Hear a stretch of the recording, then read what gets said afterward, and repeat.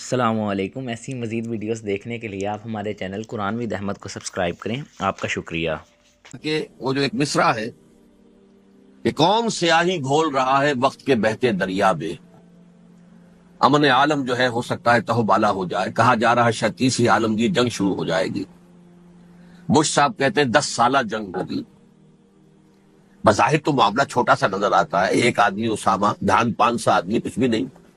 پھر یہ افغانستان، اگر آپ ویسے دیکھیں دنیاوی اعتبارات سے، مادی اعتبارات سے، اس کی کیا حیثیت ہے امریکہ جیسے سپریم پاور کے ساتھ، لیکن کتنا اہتمام ہو رہا ہے، مشرق و مغرب کے وسائل و ذرائع جمع کیے جا رہے ہیں، ادھر میڈیٹرینین میں، ادھر بحر ہند میں، دور تک نیگو گارسیا تک اپنے سارے اڈے جو ہے تیار کر دیے گئے ہیں، بڑے مہیم قسم کے ایئر کرافٹ کیریئرز جو ہیں پہنچ گئے ہیں۔ وہ ہوائی جہاز جن کی شکل دیکھ کے دہشت آدمی پہ آ جاتی ہے، ان کے غول کے غول پہنچ گئے ہیں۔ یہ سب کچھ کیا ہے، کیا ہونے والا ہے؟ اس کے حوالے سے میں آج آپ کے سامنے اس وقت کا عالم کیا ہے، اس کا پس منظر کیا ہے، پیش منظر کیا ہے، کیا ہونے جا رہا ہے، کیا کچھ ہونے والا ہے، اور پیچھے کون اصل کیریکٹرز ہے کہ جو کار فرما ہے، میں اس کا آج جائزہ پیش کرنے چلا ہوں۔ دیکھیں، سب سے پہلی بات، انسانیت کا اور نوع انسانی کا ازلی اور ابدی دشمن وہ ابلیس لعین ہے۔ یہ چونکہ چیزیں ایسی ہیں کہ جو ما وراء الطبیعات سے متعلق ہیں۔ ابلیس جن ہے، جن انویزیبل ورلڈ سے تعلق رکھتا ہے، غیر مرئی، جو نظر نہیں آتے۔ فرشتے انویزیبل ورلڈ سے تعلق رکھتے ہیں، غیر مرئی، جو نظر نہیں آتے۔ یہ ہم جو ہے اور یہ حیوانات دنیا میں جو ہے یہ مرئی ہے، ویزیبل۔ آج کا عام ذہن جو انسان کا بن چکا ہے، سائنٹزم جسے کہا جاتا ہے، سائنسی نقطہ نظر، اس کا عام لوگوں پر بھی اثر یہ ہوا ہے کہ جو انویزیبل ورلڈ ہے اس کی باتوں کی طرف توجہ نہیں کرتے۔ ہاں، عقیدہ تو ہے کہ ہے، جن بھی ہے، فرشتے بھی ہیں، لیکن کوئی ان کی اہمیت ہماری نگاہوں میں نہیں۔ ساری نگاہیں مرکوز ہے visible world, physical world. Meta physics کا تو مضمون بھی اب سمجھ رہے ہیں کہ ختم کر دینا چاہیے، یونیورسٹیز سے فلسفے کے ڈپارٹمنٹس ختم ہو رہے ہیں، کیا ضرورت ہے اس کی؟ اصل شے یہ دنیا ہے، یہ عالم ہے، یہ کائنات ہے، یہ مادہ ہے، یہ حیات انسانی، حیات دنیاوی ہے۔ اس پر میرا جو مارکت الارا مضمون تھا 1967 کے جون میں جو چھپا تھا، اسلام کی نشت ثانیہ کرنے کا اصل کام، کہ جو عہد حاضر کی جو تہذیب ہے اس کے 3 بنیادی اصول کیا ہیں؟ خدا ہے یا نہیں ہے چھوڑو، اس بحث میں نہ پڑھو، کائنات تو ہے نا، مادہ تو ہے نا، روح کوئی شے ہے یا نہیں ہے کیا پتا، کسی نے دیکھی نہیں آج تک، لہذا اس کے بارے میں گفتگو کا فائدہ کیا، وقت کا سیاہ۔ عالم آخرہ کوئی ہے یا نہیں ہے کیا پتا، کس نے آ کے بتایا مرنے کے بعد، لہذا اس بحث میں نہ پڑھو، یہ عالم دنیا تو ہے نا، اٹس ویری مچ پریزنٹ، لہذا ساری توجہ اس پر صرف کرو۔ تو خدا کے مقابلے میں کائنات پر توجہ، روح کے مقابلے میں مادے اور جسم پر توجہ، حیات اخروی کے مقابلے میں حیات دنیاوی پر توجہ، یہ ہے اصل میں کرکس آف دی میٹر، اس تہذیب جدید کا خلاصہ ہے۔ اس اعتبار سے میں کہہ رہا ہوں کہ بعض باتیں میری آپ کو ذرا ایسی لگیں گی کہ جو شاید ماحول سے کچھ زیادہ متعلق نہیں، لیکن وہ دین کی بڑی بنیادی بات ہے۔ دیکھیے، اللہ تعالیٰ نے جو مخلوقات پیدا کی ہے ان میں ایک تقسیم تو ہو سکتی ہے ذی حیات اور بغیر حیات، جاندار چیزیں اور بے جان چیزیں۔ بے جان چیزیں بے شمار، یہ تمام فلکیات، یہ پوری کائنات، یہ زمین، یہ پہاڑ، یہ شجر و حجر، کیا؟ لیکن ایک ہے جاندار۔ ان جانداروں میں ایک تقسیم ہے، 2 کا تعلق غیر مرئی دنیا سے ہے، انویزیبل ورلڈز، فرشتے جو دکھائی نہیں دیتے، ان کی پیدائش ہوئی ہے نور سے۔ دوسرے جنات جو انسانوں سے پہلے پیدا کیے گئے، آدم سے پہلے، وَالْجَانَّ خَلَقْنَاهُ مِن قَبْلُ مِن نَارِ السَّمُومِ، جنات کو تو ہم بہت پہلے پیدا کر چکے تھے آگ کی لو سے، وہ بھی نظر نہیں آتے۔ تیسرے انسان، اور اس دنیا میں جتنے بھی حیوانات ہیں، ان کا جو مادہ ہے وہ ارض، یہ زمین ہے، یہ مٹی سے بنے، تراب سے بنے، کرسٹ آف دی ارتھ سے بنے۔ اب ان میں ایک تقسیم ہے، ایک وہ ہے، ان تمام میں شعور تو ہے، حیوانات میں بھی شعور ہے، خود شعوری جسے کہتے ہیں سیلف کانشسنس، یہ صرف تین میں ہے، فرشتہ، جن اور انسان۔ حیوانات میں خود شعوری نہیں، کانشسنس ہے، سیلف کانشسنس نہیں ہے۔ ان دونوں کی بات سے سمجھا دوں آپ کو، میں دیکھ رہا ہوں، آپ مجھے دیکھ رہے ہیں، کتا بھی کوئی یہاں ہوتا تو مجھے دیکھ رہا ہوتا، لیکن کتے کو مجھے دیکھتے ہوئے یہ احساس نہیں ہوتا کہ میں دیکھ رہا ہوں، یعنی کتے کو یہ احساس نہیں ہوتا کہ وہ دیکھ رہا ہے، مجھے دیکھ تو رہا ہے، اس کو میں کا احساس نہیں ہے کچھ۔ میں جب دیکھ رہا ہوں تو میں سمجھتا ہوں میں دیکھ رہا ہوں، میں ہوں کوئی شے جو دیکھ رہا ہوں، یہ خود شعوری ہے، سیلف کانشسنس۔ کسی بھی کام کو کرتے ہوئے اپنے وجود کا احساس، میرا فیصلہ ہے، میری رائے ہے، یہ ہے در حقیقت سیلف کانشسنس، انا، سیلف، خودی۔ یہ حیوانات میں نہیں ہے، یہ ہے صرف ملائکہ، جنات اور انسان۔ اب یہاں مسئلہ پڑ گیا، بڑا پرپیچ مسئلہ۔ اللہ تعالیٰ نے پہلے حضرت ملائکہ کو پیدا کیا اور انسانی ارواح کو پیدا کیا نور سے، پھر ناگ سے پیدا کیا، نار سے، آگ سے، جنات کو، پھر مٹی سے بنایا، آدم کا حیولہ، اس میں روح پھونک دی، اب آدم بن گئے۔ اعلان یہ کر دیا کہ خلافت عرضی جو ہے وہ آدم کو عطا کی جا رہی، یہ پیچ پڑ گیا۔ اس پر تھوڑا سا اشکال تو فرشتوں کو بھی ہوا، قرآن میں ہے، سورہ بقرہ کے 4 رکوع میں، أَتَجْعَلُ فِيهَا مَن يُفْسِدُ فِيهَا وَيَسْفِكُ الدِّمَاءَ وَنَحْنُ نُسَبِّحُ بِحَمْدِكَ وَنُقَدِّسُ لَكَ۔ پروردگار اس آدم کو تو خلافت دے رہا ہے، زمین کے اندر اختیار دے دے گا، یہ تو فساد کرے گا، کوریزی کرے گا، ہم تیری تسبیح و تحمید میں لگے ہوئے ہیں، جو بھی حکم ہو، ارشاد ہو، ہم بجا لاتے ہیں، تو ضرورت کیا ہے؟ اس کا جواب اللہ نے دیا، انی عالم ما لا تعلمون، میری مشیت، میری حکمت وہ میں ہی جانتا ہوں، ضروری نہیں کہ تم اس کو شیئر کر سکو۔ لیکن یہ جنات میں سے ایک جن تھا عزازیل۔ اب دیکھیے کہ جنات کو ایک قرب حاصل ہے ملائکہ کے ساتھ، کیوں؟ وہ نور سے پیدا کیے گئے، یہ نار سے پیدا کیے، کتنا قرب ہے دونوں میں۔ انسان پیدا کیا گیا مٹی سے، مٹی انرٹ ہے، آگ بھڑکتی ہے، اوپر اٹھتی ہے، شعلہ زن ہوتی ہے، انرجی ہے اس میں۔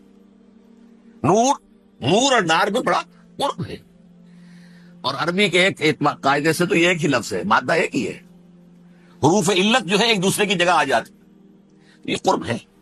اگرچہ زمین و آسمان کا فرق ہے دونوں میں، فرشتہ نور سے پیدا کیا گیا ہے، وہ پاک ہے، وہ اللہ کے کسی حکم کی خلاف ورزی کر ہی نہیں سکتا۔ لا یعصون اللہ ما امرہم ویفعلون ما یؤمرون، وہ جو بھی اللہ تعالیٰ حکم دیتا ہے اس کی کوئی معصیت یا نافرمانی نہیں کرتے، بلکہ جو حکم لیا جاتا مان لیتے۔ ذرا سا اشکال ہوا تھا، پوچھ لیا، جواب مل گیا، خاموش ہو گئے بس۔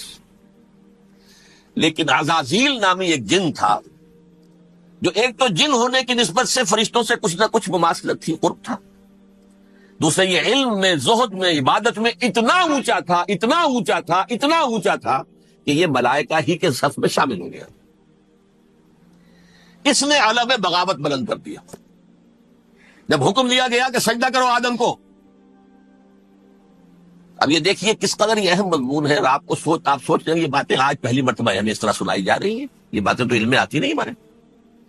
وجہ کیا ہے؟ آپ کو دلچسپی نہیں ان چیزوں سے، جدید تہذیب نے ان چیزوں کی اہمیت کو زیرو کر دیا۔ قرآن میں اہمیت کا کیا عالم ہے؟ 7 جگہ یہ مضمون قرآن میں آیا کہ فرشتوں کو ہم نے حکم دیا سجدہ کرو آدم کو، سب نے سجدہ کیا، فسجد الملائکۃ کلھم اجمعون، سارے کے سارے، کل کے کل، سب نے مل کر سجدہ کیا آدم کو، اللہ کے حکم سے فوراً تعبیل کر دی، الا ابلیس ابا واستکبر وکان من الکافرین، ابلیس نے نہیں کیا، انکار کیا، استکبار کیا، گھمنڈ کیا۔ اور اس کو سورہ کہف میں بیان کر دیا گیا، یہ اس لیے کہ وہ اصل میں جنات میں سے تھا، اگرچہ شامل تو تھا فرشتوں میں اس وقت، کانا من الجن ففسق عن امر ربہ، وہ اصل میں جنات میں سے تھا، اس وجہ سے وہ اپنے رب کے اس فیصلے کے خلاف کھڑا ہو گیا، سرکشی تھی اس میں۔ یہ معاملہ اتنا اہم ہے، اب آپ سمجھیے کہ 7 مرتبہ سورہ بقرہ، سورہ اعراف، سورہ حجر، سورہ بنی اسرائیل، سورہ کہف، سورہ طٰہٰ، سورہ صاد، 6 مکی صورتوں میں ذکر ہے یہ، اور ایک مدنی صورت سورہ بقرہ۔ ان میں سے اکثر مقامات پر پھر جب اللہ نے کہا کہ اچھا تم نے یہ سرکشی کی ہے اور ہمارے حکم کی خلاف ورزی کی ہے تو یہاں سے نکل جاؤ، دفع ہو جاؤ، تم مردود ہو، مردود ملعون، ان علیک لعنتی الی یوم الدین، اب تجھ پر لعنت رہے گی میری قیامت کے دن۔ اس نے کہا اچھا پروردگار پھر مجھے ذرا مہلت دے دے، رب فانظرنی الی یوم یبعثون، قیامت تک میری زندگی طویل کر دے۔ فذهب فإنك من المنظرین، کہہ دیا اچھا جاؤ، تمہاری یہ درخواست بھی ہم نے قبول کی۔ انہوں نے کہا پروردگار اب میں اس آدم کو بھی گمراہ کر کے چھوڑوں گا اور آدم کی نسل کو تباہ کر کے چھوڑوں گا۔ انتہائی شدید چیلنج کے انداز میں یہ قرآن مجید میں 4-5 مرتبہ مضمون آیا ہے۔ میں نے صرف 2 جگہ سے آپ کو اس وقت کوٹ کر کے سنایا تھا۔ سورہ اعراف میں اللہ تعالیٰ فرماتے ہیں قالا، اس پر ابلیس نے کہا فبما اغویتنی، تو اے رب جو تو نے مجھے گمراہ کیا ہے، مجھے دلیل کر دیا، مجھ پر فوقیت دے دی، اس کو انا خیر منہ، میں اس سے بہتر ہوں، خلقتنی من نار وخلقتہ من طین، بنایا تو نے مجھے آگ سے اور اس کو بنایا مٹی سے، پھر مجھ سے مطالبہ کہ میں سجدہ کروں اور میں نے سجدہ نہیں کیا تو اب تو نے مجھے ملعون قرار دے دیا۔ قال فبما اغویتنی لاقعدن لهم صراطک المستقیم، اب میں یہ نسل آدم کے لیے اس کو برباد کرنے کے لیے تیرے سیدھی راہ کے اوپر گھات میں بیٹھوں گا، سیدھے راستے پر چلنے نہیں دوں گا۔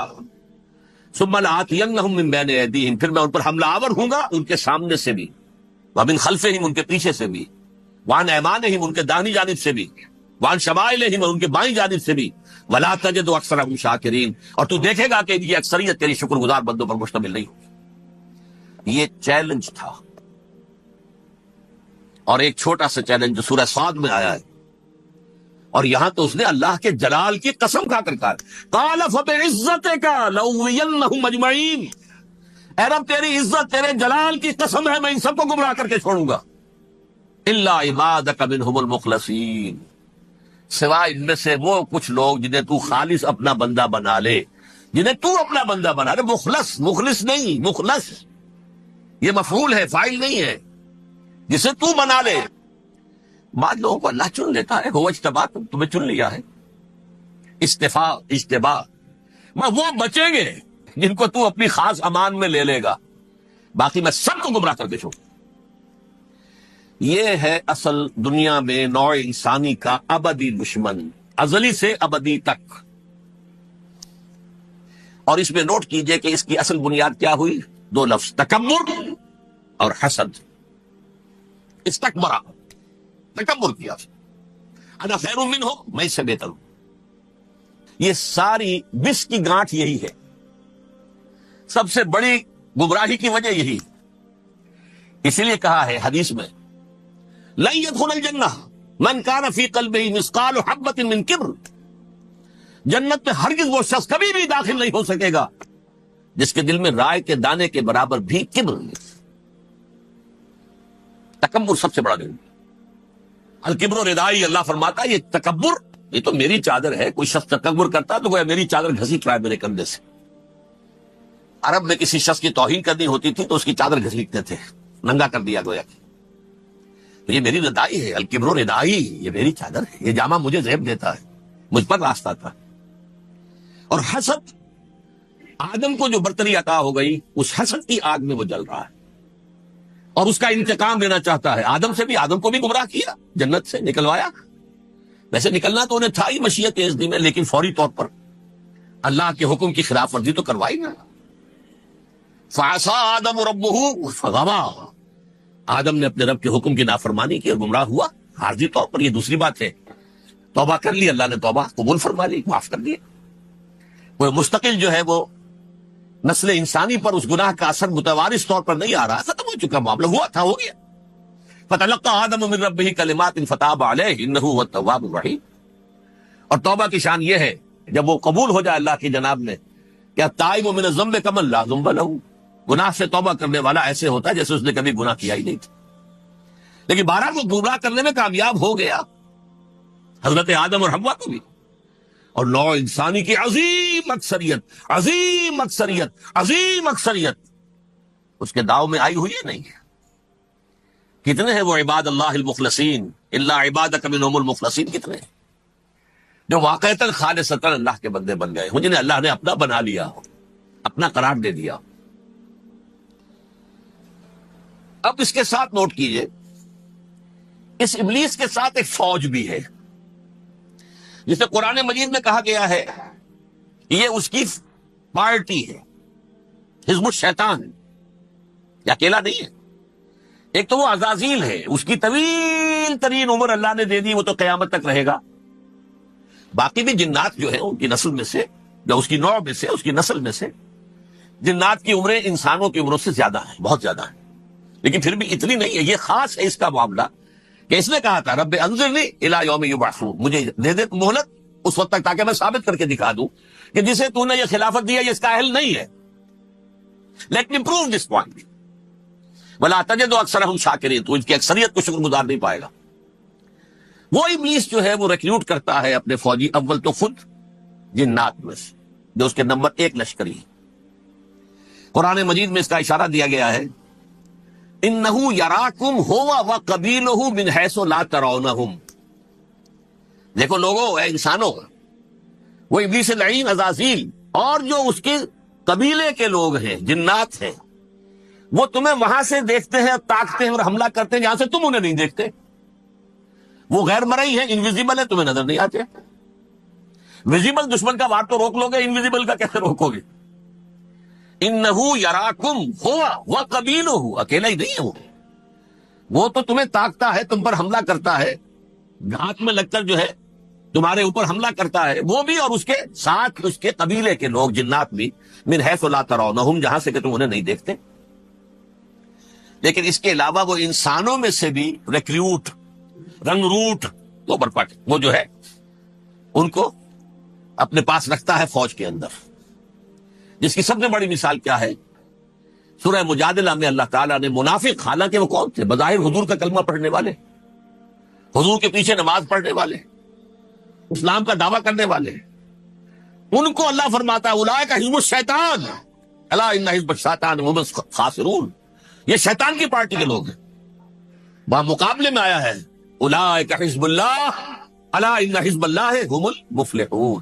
یہ دو پارٹیاں ہیں، حزب اللہ اللہ کی پارٹی جو اس کے مخلص بندے ہیں، وہ اللہ کی پارٹی، اور جو شیطان کے مرید بن گئے اس کے ہاتھ پر بیعت کر لی، لہذا وہ اس شیطان کی پارٹی کے لوگ ہیں، چاہے وہ انسان ہو چاہے جن ہو. تو انسانوں میں سے بھی اس کے حزب میں، اس کی پارٹی میں اس کے ایجنٹ ہیں، اور بہت ہیں. بلکہ بہت سے تو ایسے ہیں کہ جو جنات کے بھی کان کتر دیں، ان کو بھی شیطنت سکھا دے، پڑھا دے. لیکن اب ایک بات سمجھیے، ایک دنیا میں نسل اور قوم بھی ایسی ہے جو ایک خاص وقت سے بحیثیت مجموعی من حیث القوم ابلیس کی ایجنٹ بن گئی ہے. وہ کون ہے؟ وہ یہودی ہے. یہ یہودی قوم جو ہے، اس میں ایک تو کچھ یہ کہ ان کی فطرت کے اندر یہ تھا کہ ہم ہیں اصل انسان، باقی انسان جو ہے وہ انسان نما حیوان ہے، ان کی کوئی حیثیت ہی نہیں. ہم ہیں اصل انسان، نحن ابناء اللہ واحباؤہ. باقی یہ جنٹائلز، یہ گوئمز، غیر یہودی، یہ تو حیوانات ہیں. اب جیسے کہ انسانوں کو حق ہے کہ حیوانوں کو ایکسپلائٹ کریں، استعمال کریں. گھوڑے کو آپ ٹانگے میں باندھتے ہیں کہ نہیں؟ اس کی پسینے کی اور محنت کی کمائی ہے جو کھاتا ہے ٹانگا چلانے والا. البتہ یہ ضرور ہے کہ چونکہ اگلے روز پھر جوتنا ہے تو کچھ نہ کچھ تو اسے بھی کھلائے گا نا، اپنی کمائی میں سے کچھ دانے کھلائے گا، کچھ اور گھاس دے گا. یا بیل کو جوتنا ہے ہل میں تو کچھ نہ کچھ اس کو دینا ہوگا کھانے کو، لیکن پھر اسے استعمال کرنا ہے. تو ان کا مستقل قول یہ ہے کہ اصل انسان ہم ہیں، باقی پوری نوع انسانی ہمارے لیے حیوانوں کے درجے میں. آپ چاہیں جس طرح انہیں استعمال کریں، ایکسپلائٹ کریں، دھوکہ دیں، جیسے چاہیں، لوٹیں، کھسوٹیں، سب کچھ کریں، بدہضی کریں، ان سے سود لیں، سب کریں، جو بھی ممکن طریقہ ہو، یہ ہمارے لیے، ہم ڈومینیٹ کریں گے، اور یہ در حقیقت ہمارے اعلی کار ہے. ایک تو اس اعتبار سے یہود بقیہ پوری نوع انسانی کے دشمن بن گئے. قرآن مجید کی وہ آیت بھی میں نے آپ کو سنائی ہے. وَقَالُوا لَيْسَ عَلَيْنَا فِي الْأُمِّيِّينَ سَبِيلٌ. یہ امیین کہتے تھے نا ان کو جو غیر یہودی ہیں، کیونکہ ان کے پاس کتاب تھی، تورات تھی، اور کتاب نہیں تھی کسی کے پاس. لہذا یہ ان پڑھ ہے، پاگل ہے، جاہل ہے، امی ہے. ہم ہیں صاحب کتاب، ہمارے پاس شریعت، ہمارے پاس کتاب. یہ لوگ ان پڑھ ہیں، جاہل. لیس علینا فی الامیین سبیل. ان امیین کو ہم لوٹیں، کھسوٹیں، دھوکہ دیں، فریب سے جو کریں، چوری کریں، ڈاکہ ڈالیں، جیب کے قطرے، جس طرح بھی کریں ہمارے لیے جائز ہے. ہمارے اوپر کوئی گرفت نہیں ہوگی. اللہ تعالیٰ ہم سے یہ نہیں پوچھے گا تم نے جھوٹ کیوں بولا تھا اس کے ساتھ، تم نے وعدہ خلافی کیوں کی تھی اس کے ساتھ، تم نے کیوں دھوکہ دیا تھا اس کو، تم نے کیوں اس کا مال جو ہے غبن کر لیا تھا، ہڑپ کر لیا تھا. نہیں، ہم پر پوچھ نہیں ہے. اس اعتبار سے ایک تو یہ انسانیت کی دشمنی ان کی گھٹی میں پڑ گئی اس غلط خیال کی وجہ سے. ہم تو بخشے بخشائے ہیں، we are the chosen people of the Lord. ہمیں تو اللہ اگر جہنم میں داخل بھی کرے گا تو صرف چند دن، لن تمسنا النار الا ایاما معدودات. باقی اصل میں تو ہم تو اللہ کے پسندیدہ، نحن ابناء اللہ واحباؤہ، اس کے بیٹوں کے مانند ہیں، بڑے چہیتے ہیں، لاڈلے ہیں. یہ باقی دنیا، باقی انسان ہماری چراہ گاہ ہے، جیسے چاہے چرے، جس طرح چاہے ہڑپ کر جائے. یہ تو ان کا پہلے سے مستقل معاملہ تھا. لیکن اس کے بعد ان کی تاریخ میں ایک دور وہ آیا جب حضرت مسیح علیہ السلام ان میں مبعوث کیے گئے. یہ 1400 سالہ تاریخ کا کلائمیکس ہے یہود کی. جب کتاب انہیں دی گئی تھی تورات حضرت موسیٰ کے ذریعے، وہ 1400 قبل مسیح کا واقعہ ہے. اس وقت سے لے کر اللہ کا وہ فضل ان پر ہوا، وہ فضل ان پر ہوا کہ کوئی ایک لمحہ ایسا نہیں آیا 1400 برس میں کہ ان کے ہاں کوئی نہ کوئی نبی موجود نہیں. یہ تار ٹوٹا ہی نہیں. 2 سے شروع ہوا، موسیٰ، ہارون علیہ السلام، اور 1400 برس کے بعد پھر آخری 2 ہے، عیسیٰ اور یحییٰ علیہ السلام. یوں سمجھ لیجئے. اور اس کے درمیان یہ تار ہے، اور اس تار میں کوئی ایک لمحہ ایسا نہیں آیا کہ کوئی نبی موجود. اس میں اتار چڑھاؤ بہت سے آئے ہیں، اس کا وہ میرا موضوع نہیں ہے اس وقت. قبل مسیح کی تاریخ جو ہے وہ میرا موضوع نہیں ہے. قرآن مجید میں سورہ بنی اسرائیل کے پہلے رکوع میں اس کا تذکرہ موجود ہے. وَقَضَيْنَا إِلَىٰ بَنِي إِسْرَائِيلَ فِي الْكِتَابِ لَتُفْسِدُنَّ فِي الْأَرْضِ مَرَّتَيْنِ وَلَتَعْلُنَّ عُلُوًّا كَبِيرًا. 2 مرتبہ ان پر عذاب کے کوڑے برسے. پہلے اشوریوں کے ذریعے سے جو شامی تھے، سیرینز اشوری کہلاتے. پھر بابلیوں کے ذریعے سے، یعنی عراقیوں کے ذریعے سے. بیبیلونیا نام تھا عراق کا پہلے. ان پر بہت بڑی بڑی تباہیاں آئی، اللہ تعالیٰ کی طرف سے عذاب آئے. اس کے بعد پھر دوسرے دور میں دوسرا اقتدار کا دور آیا، خرمستیاں بڑھ گئیں. تو پہلے گریکس کے ذریعے سے، یونانیوں کے ذریعے سے، اور پھر رومیوں کے ذریعے سے پسوایا گیا. یہ دور گزر چکے تھے ان پر، 2 عروج کے دور اور 2 زوال کے دور. میری چھوٹی سی کتاب ہے تنظیم اسلامی کا تاریخی پس منظر، 6-7 روپے کی ہوگی. اس کو آپ دیکھیں گے تو اس میں اس کا پورا نقشہ آپ کو مل جائے گا. ویسے تو یہ کہ میری جو ذرا بڑی کتاب ہے سابقہ اور موجودہ مسلمان امتوں کا ماضی، حال اور مستقبل، اس میں میں نے ان معاملات پر بڑی تفصیل سے بحث کی. بہرحال یہ جو دور تھا ان کا 1400 سالہ، وہ اونچ نیچ سے ہوتا ہوا جب آیا ہے حضرت مسیح کی بعثت پر، تو ان کی شرارت کی انتہا یہ ہو گئی کہ اللہ تعالیٰ نے مسیح کو رسول بنا کر بھیجا. رسولاً الی بنی اسرائیل. حضرت موسیٰ اور حضرت عیسیٰ کے درمیان رسول کوئی نہیں ہے، سب نبی ہے. حضرت موسیٰ رسول تھے اور حضرت عیسیٰ رسول. درمیان میں داؤد ہو، سلیمان ہو، یسعیاہ ہو، زکریا ہو، یہ سب نبی ہے. یحییٰ نبی ہے، رسول نہیں. لہذا وہ شہید کر دیے گئے. رسول شہید نہیں ہو سکتا، قتل نہیں ہو سکتا. لیکن عیسیٰ اور موسیٰ کے درمیان 1400 برس ان کے جو ہے، اس کا کلائمیکس ہے حضرت مسیح علیہ السلام کی بعثت. اور حضرت مسیح علیہ السلام کو جسے اللہ نے اپنی روح قرار دیا، روح منہ، کلمتہ القاہا الی مریم، اللہ کا کلمہ. عظیم ترین معجزات. انہوں نے کیا کہا؟ یہ ولد الزنا ہے، حرام زادہ ہے، معاذ اللہ، نقل کفر نہ باشد. یہ جادوگر ہے، یہ مرتد ہے، یہ واجب القتل ہے. اصل حکومت اس وقت رومیوں کی تھی حکومت، لیکن انہوں نے انہیں آٹونومی دے رکھی تھی، اپنے مذہبی معاملات تم خود طے کر سکتے ہو.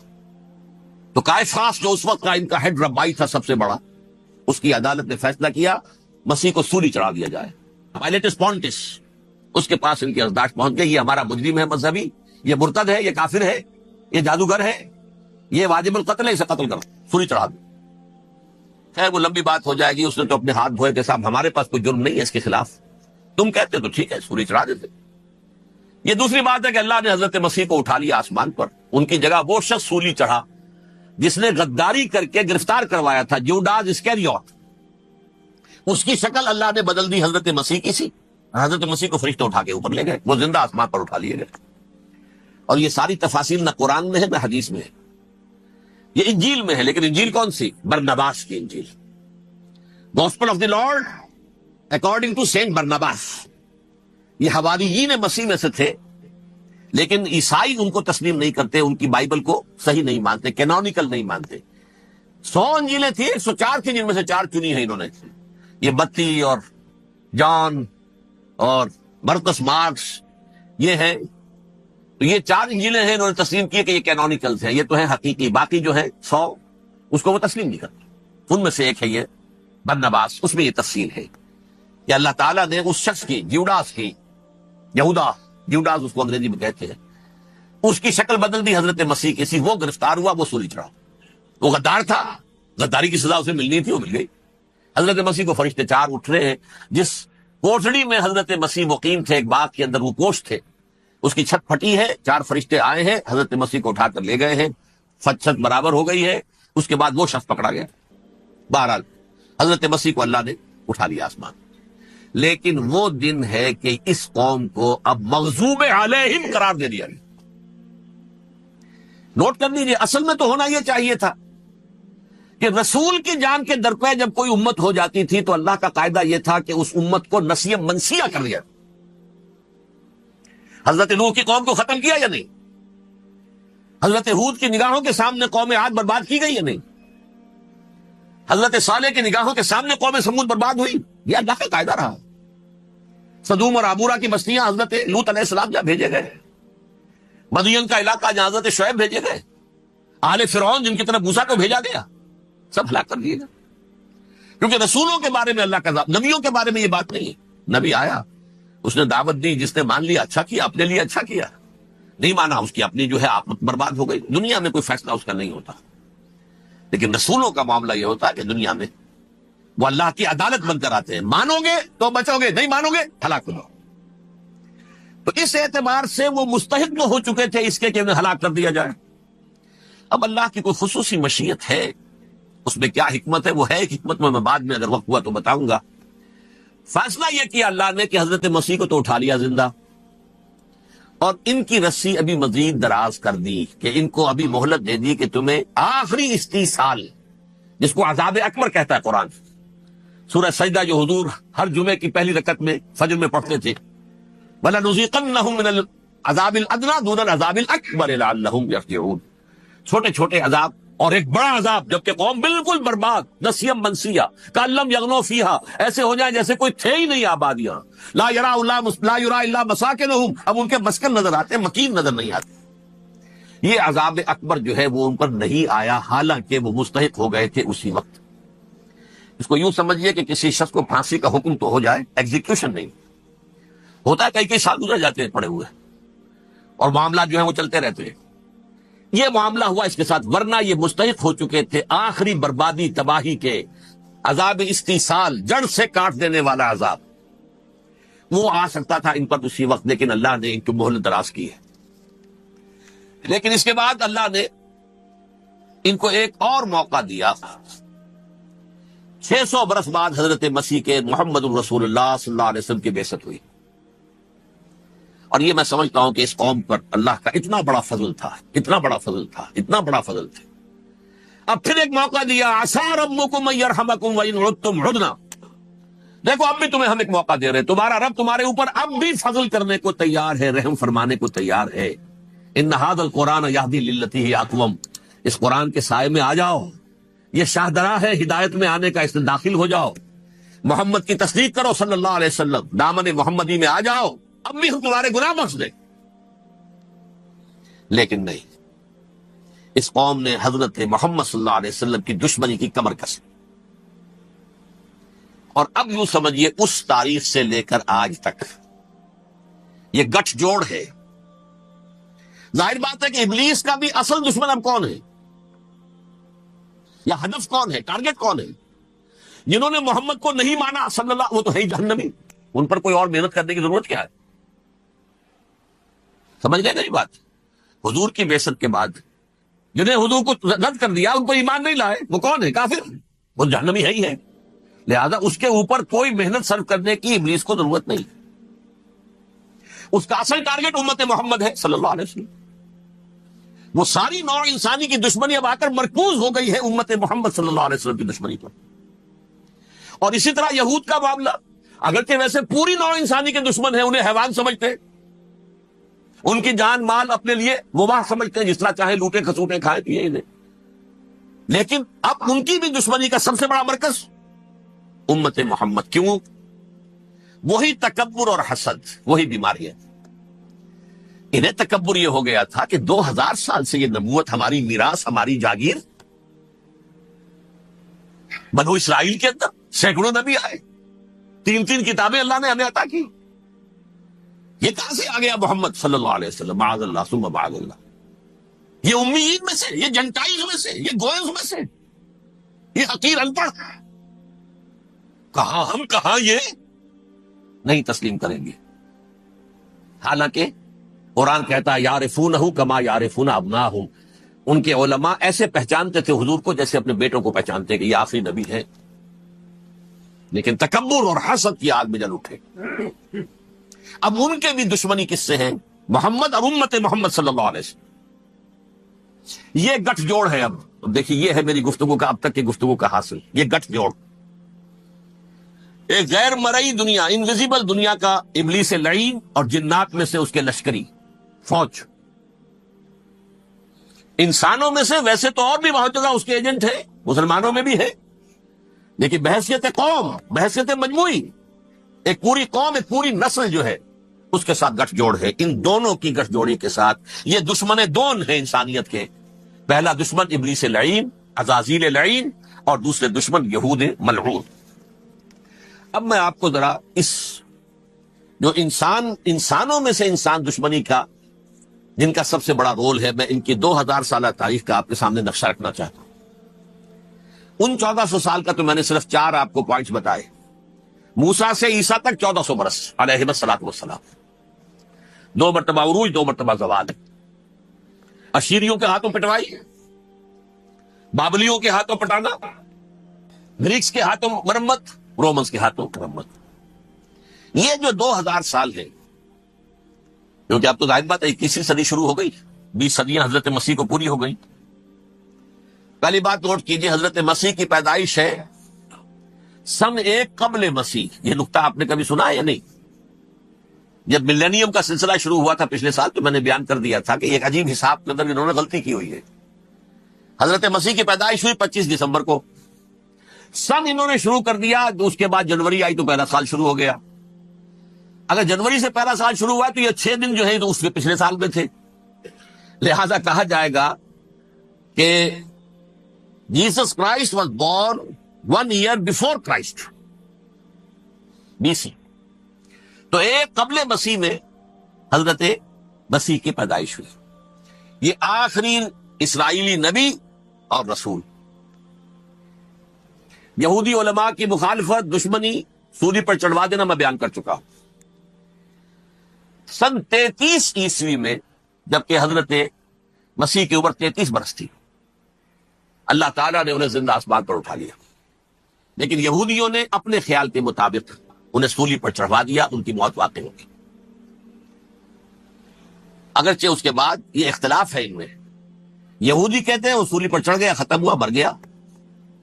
عیسائی کہتے ہیں نہیں, انتقال ہوا ہے مسیح کا صلیب پر, لیکن پھر وہ دوبارہ زندہ ہو گئے ہیں. ان کی لاش ایک غار میں رکھ دی گئی تھی, وہاں ریزریکشن ہو گیا, ان کا وہاں سے بعد الموت وہی ہو گیا, اور پھر انہیں اللہ نے زندہ آسمان پر اٹھا لیا.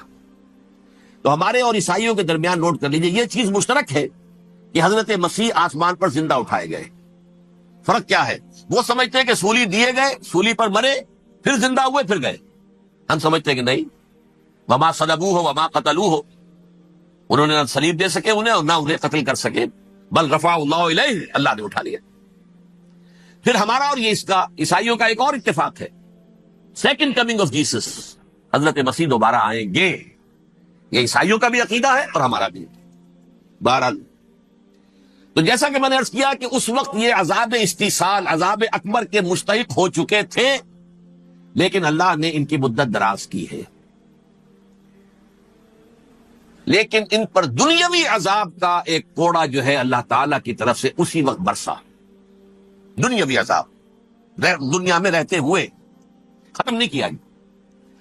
37 برس بعد، حضرت مسیح کے رفع سماوی کے 37 برس بعد، سن 70 میں یہودیوں نے بغاوت کی رومیوں کے خلاف۔ رومی ٹائٹس جنرل تھا ایک، اس نے پھر جو حملہ کیا ہے، 1,33,000 یہودی ایک دن میں قتل کیا یروشلم میں، اور ہیکل سلیمانی گرا دیا۔ وہ ہیکل پہلے بھی گرا تھا، پہلے 1400 سال کے دوران میں بھی نبوکدنضر نے گرایا تھا، لیکن پھر اس کے 150 سال بعد انہوں نے دوبارہ بنا لیا تھا، اس لیے وہ اسے سیکنڈ ٹیمپل کہتے ہیں۔ پہلا ٹیمپل جو حضرت سلیمان نے بنایا تھا، نبوکدنضر نے گرا دیا 587 قبل مسیح میں، پھر دوبارہ انہوں نے 150 سال کے بعد بنا لیا۔ وہ اس تاریخ کا حصہ ہے، میں نے جس کے بارے میں آپ کو تفصیل نہیں بتائی۔ اس میں یہ ہوا سن 70 میں وہ گرا دیا گیا، وہ آج تک گرا پڑا ہوا ہے۔ نمبر 2، یہ کہہ دیا گیا کہ یہودیوں اس ارض فلسطین سے نکل جاؤ، تم یہاں نہیں رہ سکتے اب۔ لہذا جس کا جہاں سینگ سمایا چلا گیا، یورپ میں چلے گئے، ایشیا میں آ گئے، عرب میں آ گئے، یہ 3 قبیلے جو رات بھی میں نے عرض کیا تھا، بنو قینقاع، بنو نذیر اور بنو قریظہ، یہ وہاں سے آ کے مدینے میں آباد ہو گئے، جس کا جہاں سینگ سمایا، افریقہ میں، ہندوستان میں، جہاں چلے گئے۔ ڈایاسپورا اسے کہتے ہیں، وہ آپ نوٹ کر دیجیے اس لفظ، ڈایاسپورا، ہمارا دور انتشار، جبکہ ہمیں ہماری اصل سرزمین تو فلسطین ہے، حضرت ابراہیم کا مسکن، حضرت اسحاق، حضرت یعقوب کا مسکن فلسطین، یہ ہے ہماری اصل جاگیر، یہ تو ہماری جدی پشتی جاگیر ہے، لیکن یہاں سے نکال دیے گئے سن 70 عیسوی میں، اور وہاں سے لے کے 1917 تک ان کا ڈایاسپورا جاری رہا، یہ دور انتشار۔ اس دور انتشار کے اب چند حصے ہیں جس کو میں چاہتا ہوں کہ آپ علیحدہ علیحدہ سمجھ لیں۔ دور انتشار کا جو پہلا جو ہے تقریباً 300 برس، رومی حکمران تھے، وہ یہودیوں کے بھی دشمن تھے اور عیسائیوں کے بھی دشمن تھے، عیسائی اور یہودی ایک دوسرے کے بھی دشمن تھے، لیکن رومی سمجھتے تھے کہ یہ ایک ہی تھیلی کے چٹے بٹے ہیں۔ رومیوں کے نزدیک عیسائی بھی یہودیوں ہی کا ایک فرقہ تھے، کوئی علیحدہ مذہب تو تھا ہی نہیں۔ لہذا رومی جو ہیں، رومنز، وہ ان دونوں کو ستاتے تھے، مارتے تھے، اور یہ آپس میں لڑتے تھے، یہودی عیسائیوں کو مارتے تھے، عیسائی یہودیوں کو مارتے تھے۔ یہ ہے 300 برس تک کی تاریخ۔ سن 300 عیسوی میں کیا ہوا؟ ایک معجزہ ہو گیا۔ بہت عظیم ایمپرر کانسٹینٹائن، قسطنطین اعظم، رومن ایمپررز میں سے بہت بڑا ایمپرر، وہ عیسائی ہو گئے۔ اب تو معاملہ بالکل تلپٹ ہو گیا، پوری سلطنت عیسائی ہو گئی۔ اب عیسائیوں کے عیش ہو گئے اور یہودیوں پہ مار پڑنی شروع ہوئی۔ اب عیسائیوں کا آپ خود سوچئے کہ جنہیں وہ خدا بنا بیٹھے ہیں، خدا کا بیٹا قرار دے رہے ہیں، ان کے قاتل کون؟ یہودی، بدماش۔ لہذا ان کی وہ پٹائی شروع ہوئی ہے یورپ میں، پوری رومن امپائر میں، انہیں ذلیل کیا گیا، شہروں میں آمد بند، علیحدہ رہو، گھیٹوز کے اندر رہو۔ یہودی کا نام جو ہے وہ گالی بن گیا، جیسے آج بھی یہودی گالی کہتے ہیں، جیسے خنزیر کا لفظ، آخر وہ بھی اللہ کی مخلوق ہے، لیکن آپ کو معلوم ہے کوئی شخص زبان پر نام نہیں لانا چاہتا خنزیر کا، سور کا، ہے تو مخلوق، وہ بھی ایک حیوان ہے۔ ایسے ہی یہ یہودی گالی، جھوٹ گالی۔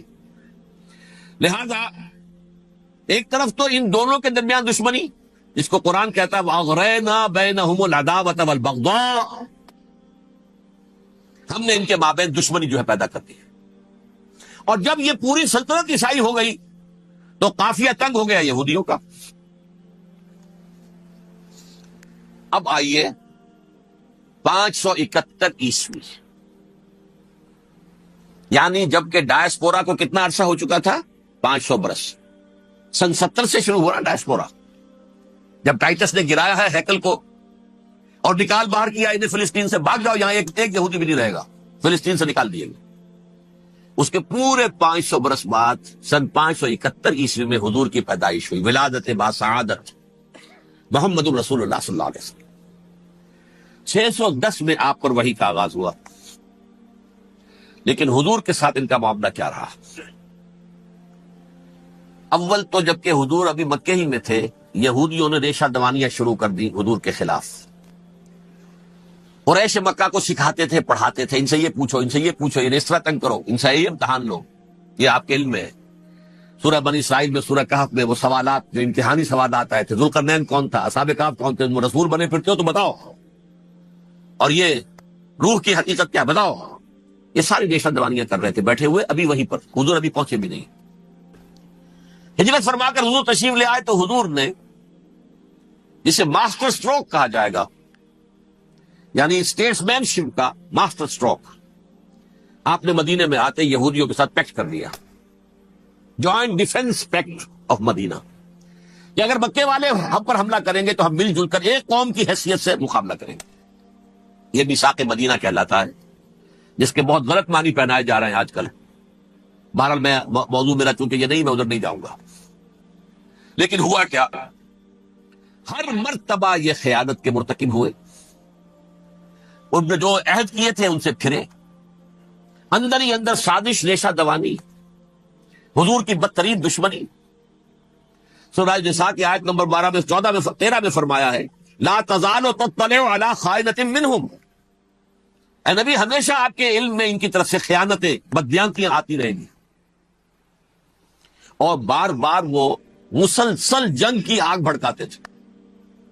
قریش کو دعوت دیتے، آؤ آؤ آؤ، ہم اندر سے بغاوت کر دیں گے، تم آؤ تو صحیح، ختم کریں محمد کو اور اہل ایمان کو صلی اللہ علیہ وسلم رضی اللہ تعالیٰ عنہم اجمعین. لیکن پھر جب وہ آتے تھے تو یہ دبک جاتے تھے، ان میں ہمت نہیں تھی. میدان کے مرد نہیں رہے تھے. یہ سورہ حشر میں ان کا نقشہ کھینچا گیا ہے. کھلے میدان میں مقابلے کی اس کے اندر صلاحیت ہی نہیں ہے.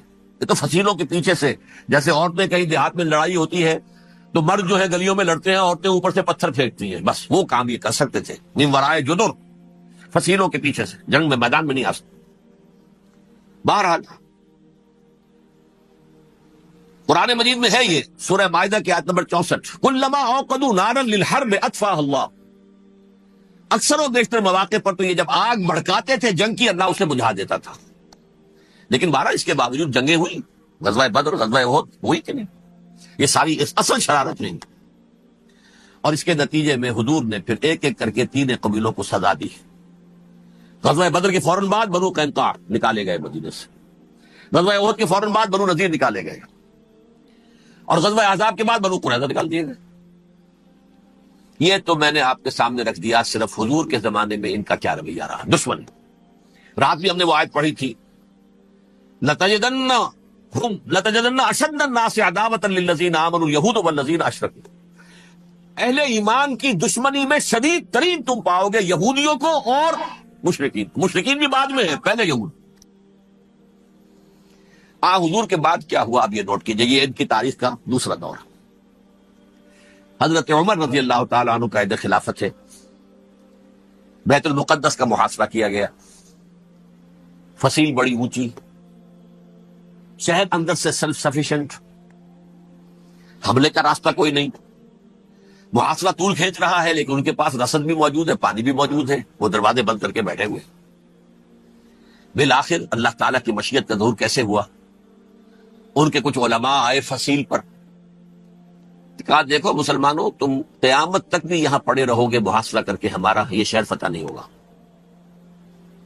ہاں، ایک درویش بادشاہ کے ہاتھوں یہ شہر فتح ہونا ہے، لیکن تمہارے اندر ہمیں وہ نظر نہیں آ رہا.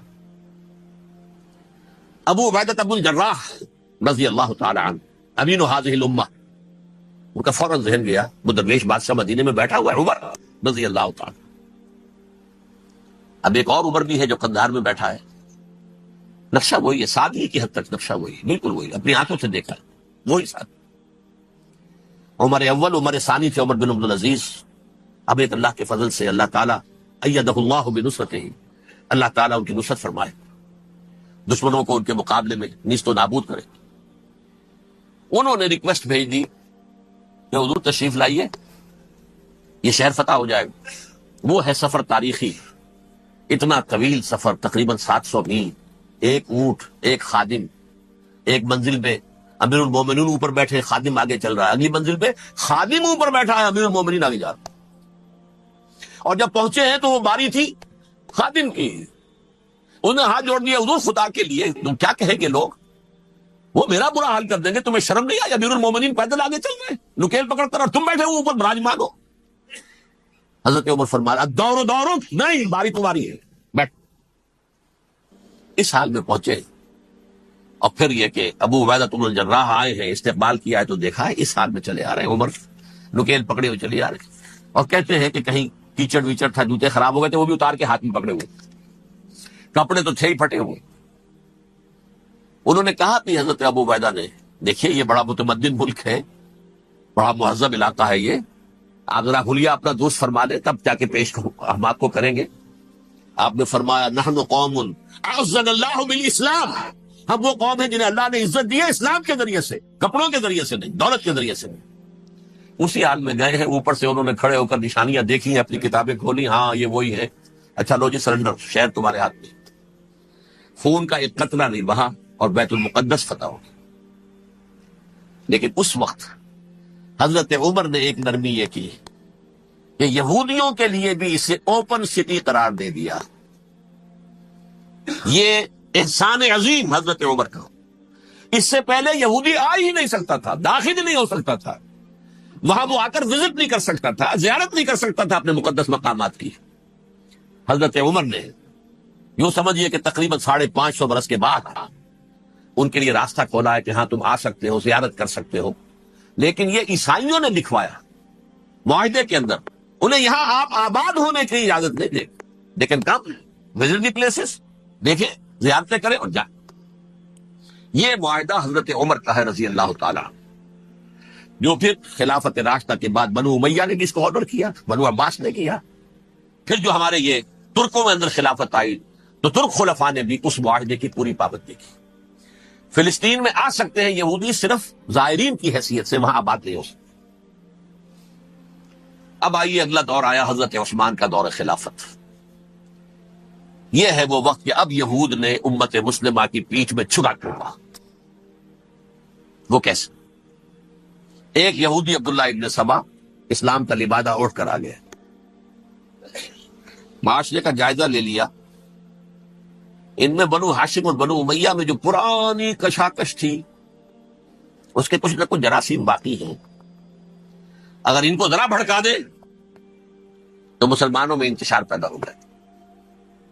کہا یہ عثمان کون ہے؟ یہ تو بنو امیہ میں سے ہے، یہ حق تو بنو ہاشم کا ہے، خلافت ان کے پاس ہونی چاہیے، محمد کے تو رشتہ دار وہ ہے صلی اللہ علیہ وسلم۔ عوام الناس کے اندر بات پھیلنی شروع ہوئی، پھر ایک بڑی سازش کے انداز میں حضرت عثمان کے خلاف پروپیگنڈا، حضرت عثمان کے جو عاملین تھے، گورنر تھے، ان کے خلاف پروپیگنڈا، اور ایسی ہوشیاری کرتے تھے کہ کوفے کے حاکم کے خلاف کچھ نہیں کہنا، اجی مصر میں یہ ہو رہا ہے، اجی شام میں یہ ہو رہا ہے، اجی یہ جو عثمان ہے وہ یہ کر رہا ہے، یہ ظلم ہو رہا ہے، یہ لوٹ مار ہو رہی ہے، یہ خیانتیں ہو رہی ہے۔ اب نہ تو اس زمانے میں مینز آف کمیونیکیشن، کیسے تصدیق کریں؟ افواہیں تو آپ آج کراچی کے اندر شروع ہو جائے تو پتہ نہیں چل سکتا کسی کو کہ کیا اس میں صداقت ہے کیا جھوٹ ہے، اور بری بات جو ہے فطرت انسانی کی کمزوری ہے، وہ فوراً قبول کرتا ہے، کسی کے بارے میں اچھی بات ماننے کو تیار نہیں ہوتا، لیکن بری بات تو فوراً تیار۔ بہرحال یہ فتنہ انہوں نے اٹھایا، حضرت علی کی الوہیت کا فتنہ اٹھایا، حضرت عثمان کے خلاف الفتنۃ الکبریٰ برپا کیا، حضرت عثمان شہید ہوئے، اس کے بعد 5 برس تک مسلمان ایک دوسرے کی گردنیں کاٹتے رہے، باہمی خانہ جنگی ہوئی، امت پر وہ زخم لگایا ہے جو آج تک جس سے خون رس رہا ہے۔ یہ شیعان عثمان اور شیعان علی تھے، جو بعد میں پھر سنی اور شیعہ ہو، اور آج تک ہیں۔ فتنہ کس نے جگایا؟ ایک عبداللہ ابن سبا یہودی اور اس کے کارندے، شیطان کا ایجنٹ، اور انسانوں میں سے بھی اس کے جو بھی حواریین تھے اور شیطانوں کے اندر سے بھی تھے، انہوں نے بھی اس آگ کو بھڑکایا۔ یہ آپ سوچ لیجئے کہ یہ کس نے وہ زخم لگایا؟ یہودی۔ اگلا دور آیا، خلافت راشدہ ختم ہوئی، بنو امیہ کا بھی دور کافی گزر گیا۔ طارق ابن زیاد 712 عیسوی میں حملہ کرتے ہیں اسپین پر۔ اسپین اس وقت عیسائیت کا بہت بڑا گڑھ، بہت بڑا گڑھ، بڑے کٹر ترین عیسائی جو ہے وہ اسپین میں، لہذا یہودیوں کی وہاں بہت مٹائی ہوتی تھی، بہت مٹائی ہوئی، میں بتا چکا ہوں، دشمنی تھی ان کی تو چلی آ رہی تھی عیسائیوں کے ہاتھوں یہودیوں کی، وہ تو سن 300 عیسوی سے ایمپرر کانسٹنٹائن کے بعد سے شروع ہو گئی تھی۔ اس حوالے سے یہودیوں نے اس وقت چالاکی یہ برتی، کچھ راستے واسطے بتائے، کچھ مدد کی طارق ابن زیاد کی۔ طارق ابن زیاد نے انہیں اپنا محسن سمجھا، ہسپانیہ فتح ہو گیا، تو یہودی چونکہ محسنین کی فہرست میں آ چکے تھے، انہیں بہت اقتدار نصیب ہوا، بڑی سپورٹ مسلمانوں نے دی۔ ان کے بڑے بڑے علماء جو اسی دور کے اندر پیدا ہوئے، بڑے بڑے تھنکرز ان کے اسی دور میں پیدا ہوئے۔ بن گوریون جو کہ ایک وزیر اعظم تھا اسرائیل کا، اس نے یہ لکھا ہے اپنی کتاب میں، Muslim Spain was the golden era of our diaspora. وہ ڈائسپورا جو 70 عیسوی سے شروع ہوا تھا اور 1917 عیسوی تک جاری رہا ہے، اس میں سے گولڈن ایرا ہمارا جو تھا وہ مسلم اسپین تھا۔ ہسپانیہ میں بیٹھ کر ہم نے عیش کیے،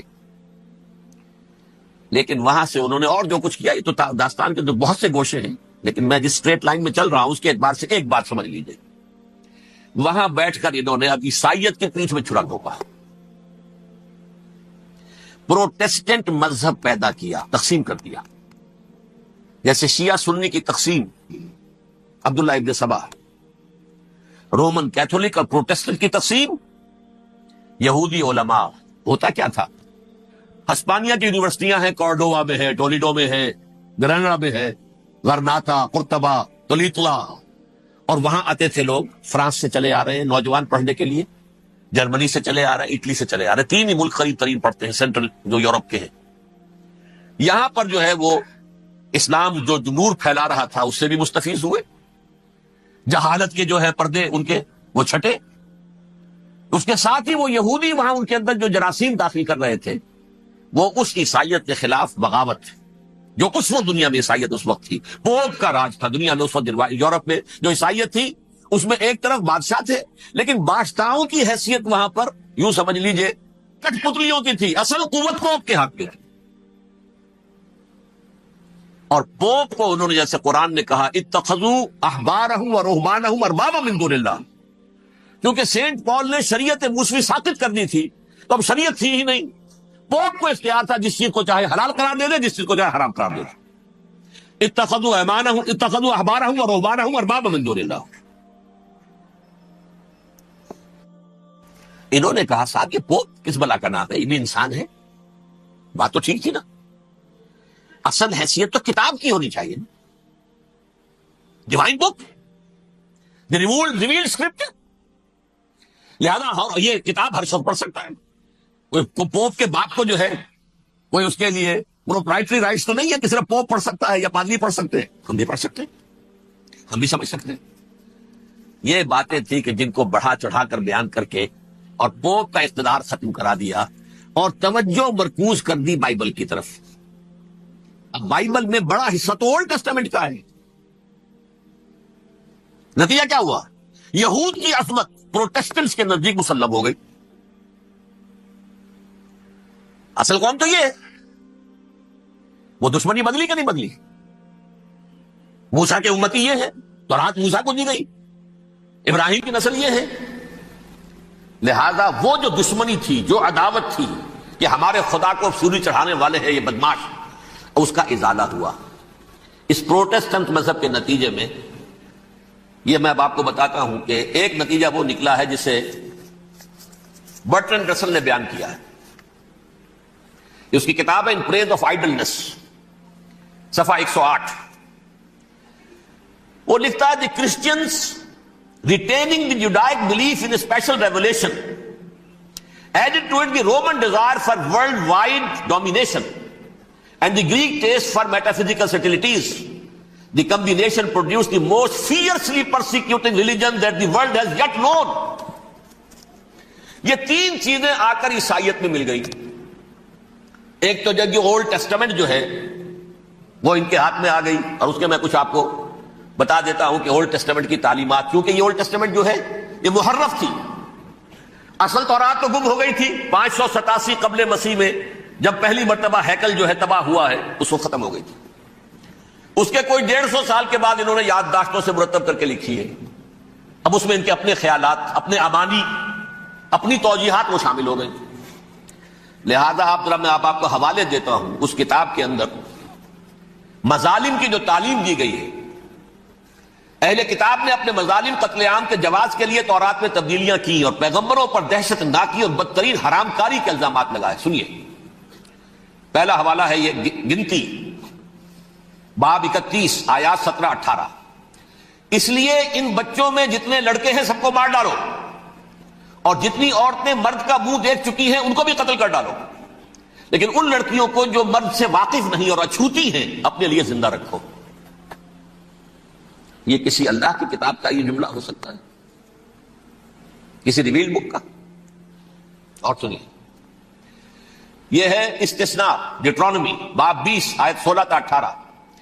پر ان قوموں کے شہروں میں جن کو خداوند تیرا خدا میراث کے طور پر تجھ کو دیتا ہے، کسی ذی نفس کو جیتا نہ بچا رکھنا، جیسا خداوند تیرے خدا نے تجھ کو حکم دیا بالکل نیست کر دینا. مرد، عورتیں، بچے، بوڑھے سب ختم. یہ کتاب مقدس ہے. اور سنیے، سموئیل باب 27 آیت نمبر 9. اور داؤد نے اس سرزمین کو تباہ کر ڈالا اور عورت مرد کسی کو جیتا نہ چھوڑا. نمبر 4، ان سب آباد شہروں کو ماں، عورتوں اور بچوں کے بالکل نابود کر ڈالا. کتاب استثناء باب 3 آیت 6. یہ ہے جو کہہ رہا ہے برٹرنڈ رسل، کرسچینٹی میں آ کر یہ تین چیزیں شامل ہو گئی. ایک تو یہ باربیرین یہ تعلیم جو ہے، اور یہ مذہب کے نام پہ تعلیم، یہ کتاب مقدس کی تعلیم.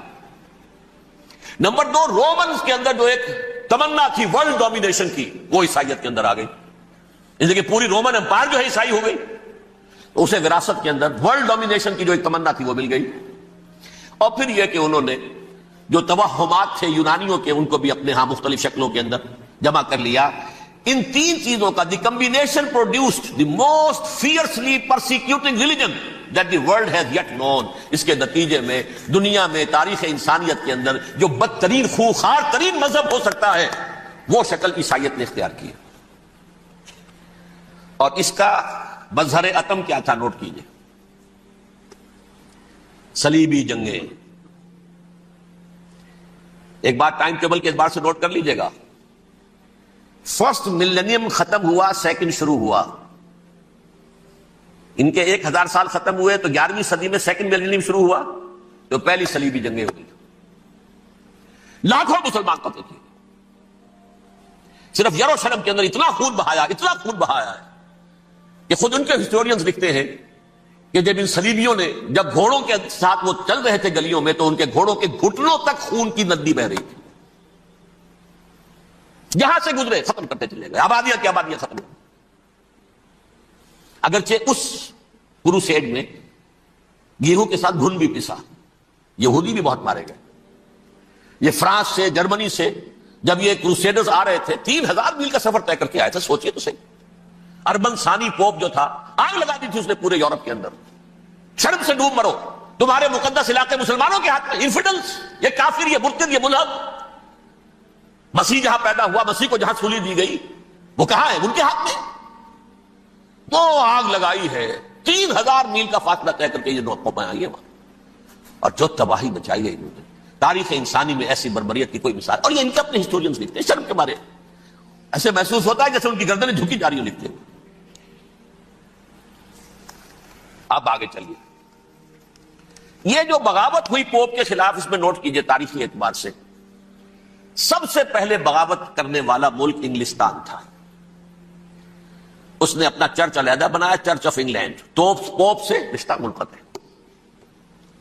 دی first Protestant kingdom in Europe was England. اسی سے رشتہ جوڑی west white Anglo Saxon Protestants. ان میں اولیت کا شرف کسے حاصل ہے؟ برطانیہ شریف کو. یہاں پر انہوں نے اب ایک بہت بڑا جو کارنامہ کیا، پوپ کی گرفت کم ہوئی یورپ پر سے، پروٹیسٹنٹ مذہب کا فروغ ہوا، تو انہوں نے سود کی اجازت حاصل کر لی. جب تک پوپ کی حکومت تھی سود حرام تھا. نو ٹرانزیکشن، نہ انٹرسٹ، نہ یوزری، کچھ بھی نہیں. پروٹیسٹنٹس کے ذریعے سے سود کی اجازت حاصل کر لی. اس کے بعد بڑے بڑے بینک بنا کر بیٹھ گئے. The house of Rothschilds, the house of Goldsmiths, یہ عمران خان صاحب کے جو خسر جو تھے، گولڈ سمتھ، یہ بینکرز، بڑی بڑی فیملیز. ان لوگوں نے کیا کیا؟ اب ریشہ دوانیاں یورپ میں مختلف ملکوں کے درمیان جنگیں کروائیں سازشوں کے ذریعے سے. وہی کلما اوقدوا نارا للحرب، جنگ کے لیے آگ بھڑکا دینا تو ان کا پرانا مشغلہ تھا. جنگیں کرواتے تھے، پھر فرانس کے بادشاہ کو بھی قرض چاہیے اسلحہ کے لیے، انگلستان کے بادشاہ کو بھی قرض چاہیے. ہاؤس آف روتشائلڈ کا ایک نمائندہ وہاں بیٹھا ہے، ایک یہاں بیٹھا ہے، اور منہ مانگے شرح پر سود کے اوپر قرض دے رہے ہیں. ان کو سب کو جو ہے ان کے سارے مالی وسائل کھینچ لیے، دولت پر قبضہ کر کے بیٹھ گئے، اور اس کا نتیجہ یہ نکلا چند 100 سالوں کے اندر کہ فرنگ کی رگے جہاں پنجے یہود میں ہے. اس سودی نظام کے ذریعے سے دولت پر ان کا قبضہ. علامہ اقبال 1905 سے 1908 تک رہے تھے نا وہ، لیکن یہ کہ ان کی نگاہ تھی ایسی، گاہ میری نگاہ تیز چیر گئی دل وجود، گاہ الجھ کے رہ گئی میرے توہمات میں. انہوں نے دیکھا ہے کہ فرنگ کی رگے جہاں پنجے یہود میں ہے.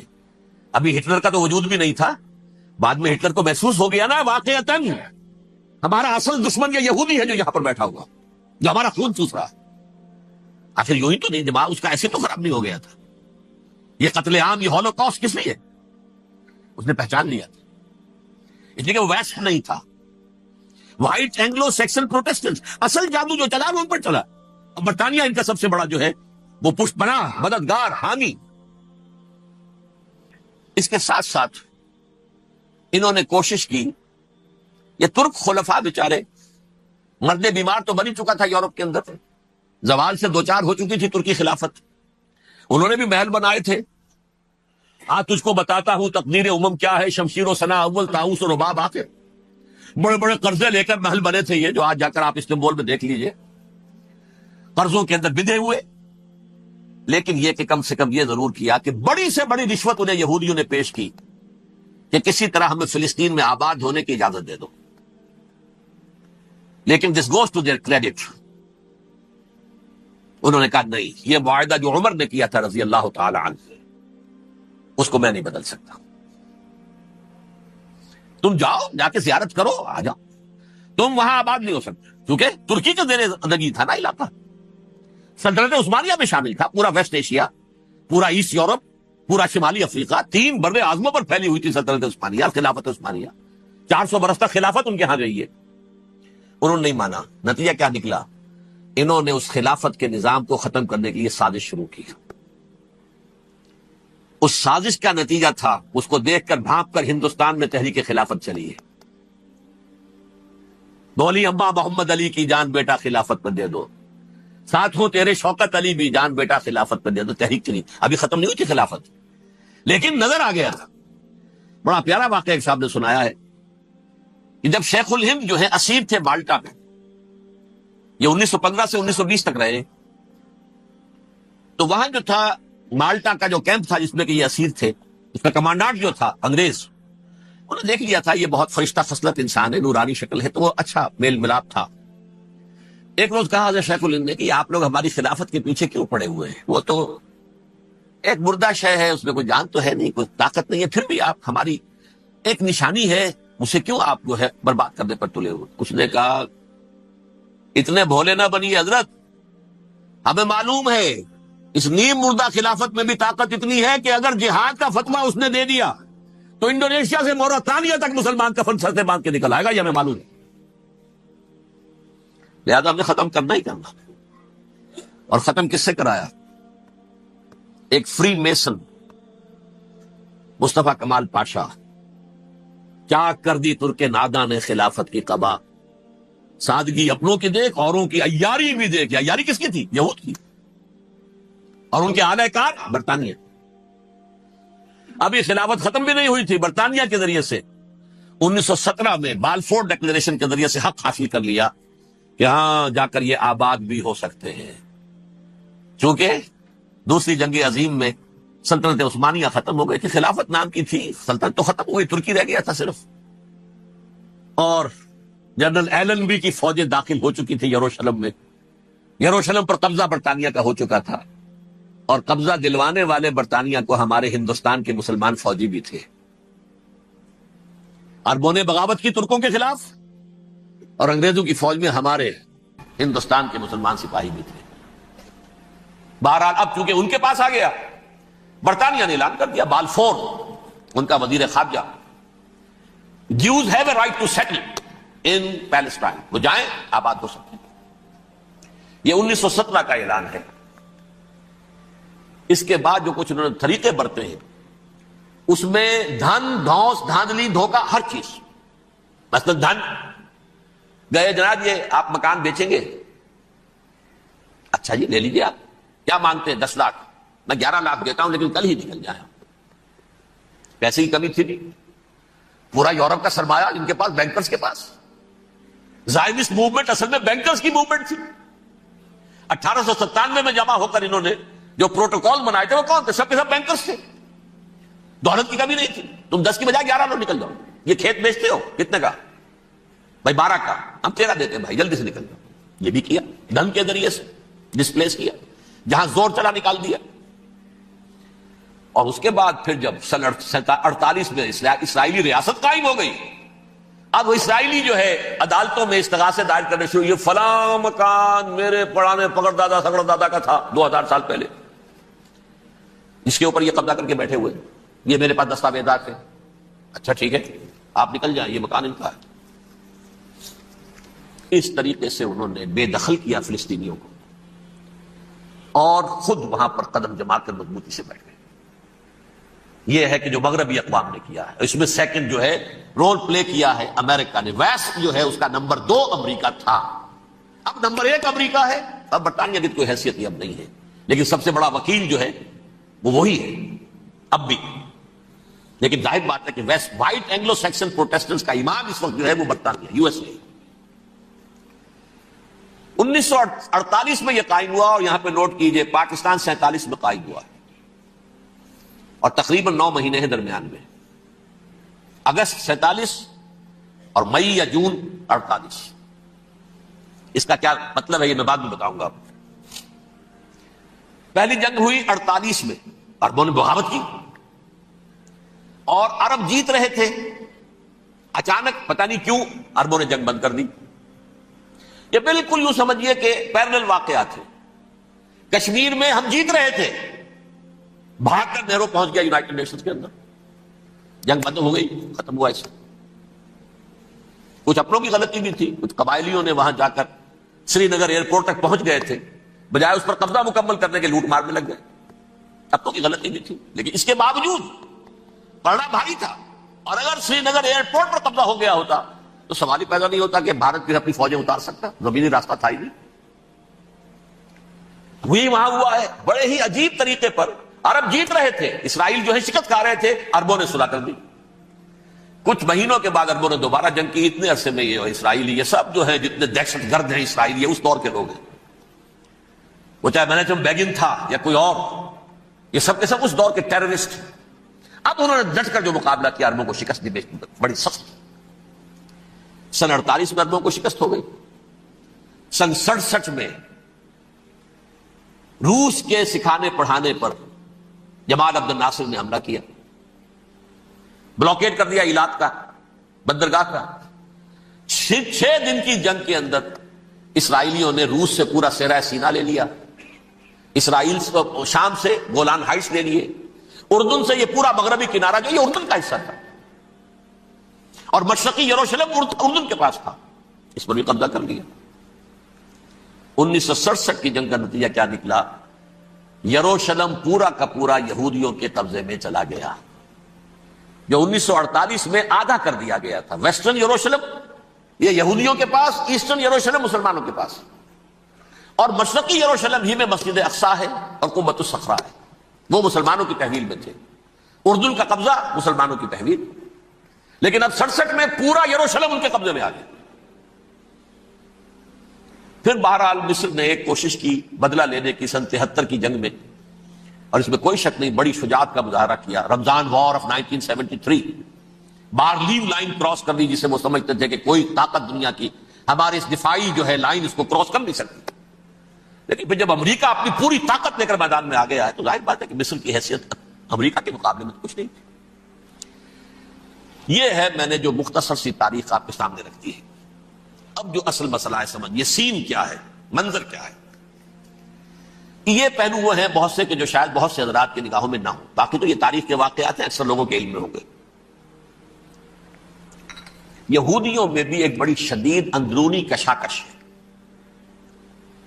جیسے ہم مسلمانوں میں کچھ مسلمان وہ ہیں جو نماز روزے کی پابندی کرتے ہیں، دین سے انہیں تعلق ہے، کچھ وہ ہیں جو نہ نماز نہ روزہ نہ کچھ، نام تو ان کے ہیں، محمد حسین ہے، غلام علی ہے تو صحیح، سیکولر ذہن ہے، مادی پرستی ہے، کچھ نہیں ہے کہ نہیں، ایسا ہی ان کے ہاں بھی ہے.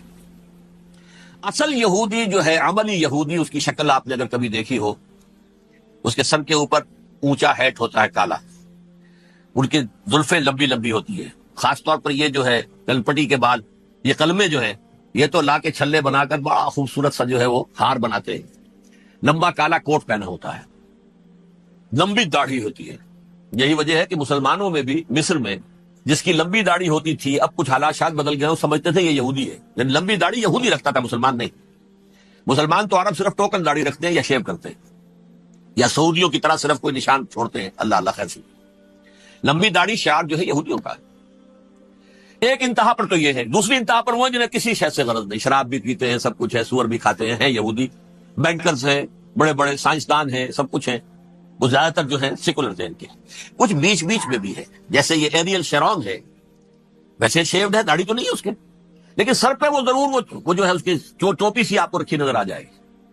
یہ ہے درمیانی یہودی ہونے کا نشان، کہ ایک شعار انہوں نے اپنا جو ہے برقرار رکھا ہوا. وہ ایک ٹوپی چپکی ہوئی سے ہوتی ہے، وہ ٹوپی کیا ہوتی ہے پتہ نہیں، کیسے چکی رہتی ہے مجھے نہیں معلوم. یہ جو کشمکش ہے اس میں، جو زیادہ رائٹسٹ اور لیفٹسٹ کی کہہ لیجیے، سیکولر اور مذہبی لوگوں کی کشمکش ہے، ان کے درمیان ایک کشاکش جو ہے اس کو سمجھ لیجیے کہ وہ کیا ہے. ایک چیز تو ان دونوں کے درمیان قدر مشترک ہے، پوری دنیا کی مالیات پر ہم تسلط کریں گے، قبضہ کریں گے، ڈومینیٹ کریں گے، لوگوں کو ہم بنا کر رکھ دیں گے حیوان. ملٹی نیشنل کمپنیاں ہوں گی، انہی کا راج ہوگا، انہی کی حکومتیں ہوں گی، انڈسٹری انہی کے ہاتھ میں ہوگی. لوگ یا مزدوروں کی حیثیت سے کام کریں گے، یا تھوڑے سے مینیجرز ان میں سے بھی ہم لے کر کچھ تنخواہیں ان کو بھی دے دیں گے. باقی سود کے ذریعے سے ملائی ہم کھینچتے رہیں گے، مکھن ہمارے پاس آتا رہے گا. ورلڈ ڈومینیشن، اکنامک ڈومینیشن، یہ تو دونوں کے نزدیک متفق ہے. سیکولر بھی چاہتے ہیں اور جو مذہبی یہودی وہ بھی چاہتے ہیں. اس کے بعد ایک اختلاف ہے. مذہبی یہودی یہ کہتا ہے ہمیں گریٹر اسرائیل بنانا ہے، اور گریٹر اسرائیل وہ سارے علاقے ہیں جو ان کی تاریخ میں اسرائیل سلطنت کا حصہ رہے ہیں. حضرت یوسف کے زمانے میں یہودی جا کر آباد ہوئے مصر میں. جو ڈیلٹا کا علاقہ ہے، زرخیز ترین علاقہ جو ہے، جوشن کا علاقہ، وہ کہتے ہیں وہ ہمارا ہے، کئی سو برس ہمارے ہیں. سرائے سینا ہمارا ہے، اس میں کوہ طور ہے جس پہ حضرت موسیٰ کا ہم کلام ہوئے اللہ سے، تورات ملی. اس میں 40 برس تک ہم بھٹکتے پھرے ہیں. صحرائے تی ہے یہ، یتیہون فی الارض 40 سنہ. پھر فلسطین تو خیر ہماری جدی پشتی جائیداد ہے، جاگیر ہے. پھر یہ عرب جو ہے یہ بھی مدینے تک ہمارا ہے، مدینے سمیت. ہمارے قبیلے وہاں تھے جہاں سے نکالا مسلمانوں نے. پورا عراق ہمارا ہے، پورا شام ہمارا ہے، اور ترکی کا بھی ایک علاقہ ہے ابتدائی، مشرقی جنوبی، وہ بھی ہمارا ہے. یہ ہے گریٹر اسرائیل کا نقشہ، یہ ہم نے بنانا ہے. جبکہ جو سیکولر ذہن کے لوگ کہتے ہیں کیا کرو گے اس کو بنا کے، اس میں جو عرب ہیں وہ تم سے لڑتے رہیں گے، تم انہیں مارو گے وہ تمہیں ماریں گے. اگر تم 10 مارو گے تو ایک تو وہ بھی ماریں گے نا تمہارا. ٹھیک ہے، فائدہ کیا ہے؟ اس کی بجائے ہم یہ کرتے ہیں کہ عرب اور اسرائیل مل کر، کزنز ہیں نا آپس میں، آپ کو معلوم ہے بل کلنٹن نے یہ الفاظ کہے تھے جب اسحاق ریبن سے معانقہ کرایا تھا شاہ حسین مرحوم کا، تو کیا کہا؟ You are cousins. حضرت ابراہیم کے 2 بیٹوں سے نسل ہے نا، حضرت اسماعیل سے عرب ہے، حضور ہے، اور حضرت اسحاق سے یہ بنی اسرائیل ہے، کزنز ہے. You are cousins. تو ہم کزنز مل کر ایک اکنامک یونٹ بناتے ہیں، جیسے ایشیا پیسیفک ایک یونٹ بن گیا ہے، آسیان ایک یونٹ بن گیا ہے، وغیرہ وغیرہ. پورا یورپ ایک یونٹ بن گیا ہے، ایک کرنسی بن گئی ہے. ہم اس پورے علاقے کو ایک اکنامک یونٹ بناتے ہیں. پیسہ اربوں کا ہوگا، ان کے پاس بہت دولت ہے. تیل ان کا ہوگا، بہت تیل ہے ان کے پاس. مزدور ان کے ہوں گے، بڑی تعداد ہے ان کی.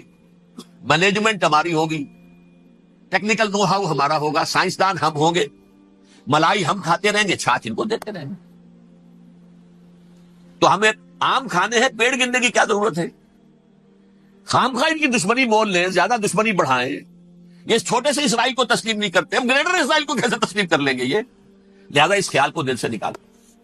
یہ اختلاف ہو گیا نمبر ایک، بہت بڑا اختلاف. لیکن نمبر دو، اس اختلاف میں اتفاق یہ پیدا کیا گیا، یہاں ایک بات ہم آپ کی مانتے ہیں، ہم کسی بھی پیس پروسیس میں جروسلم نہیں دیں گے ان کو عربوں. یہ انڈیوائیڈڈ دارالخلافہ رہے گا اسرائیل. اور نمبر دو، مسجد اقصی اور قبۃ الصخرہ کو گرا کر تھرڈ ٹیمپل بنائیں گے. یہ مذہبی یہودیوں کو اتنی رشوت اگر وہ نہ دے تو وہ ان کے ساتھ کام کرنے کو تیار ہی نہیں ہے. سر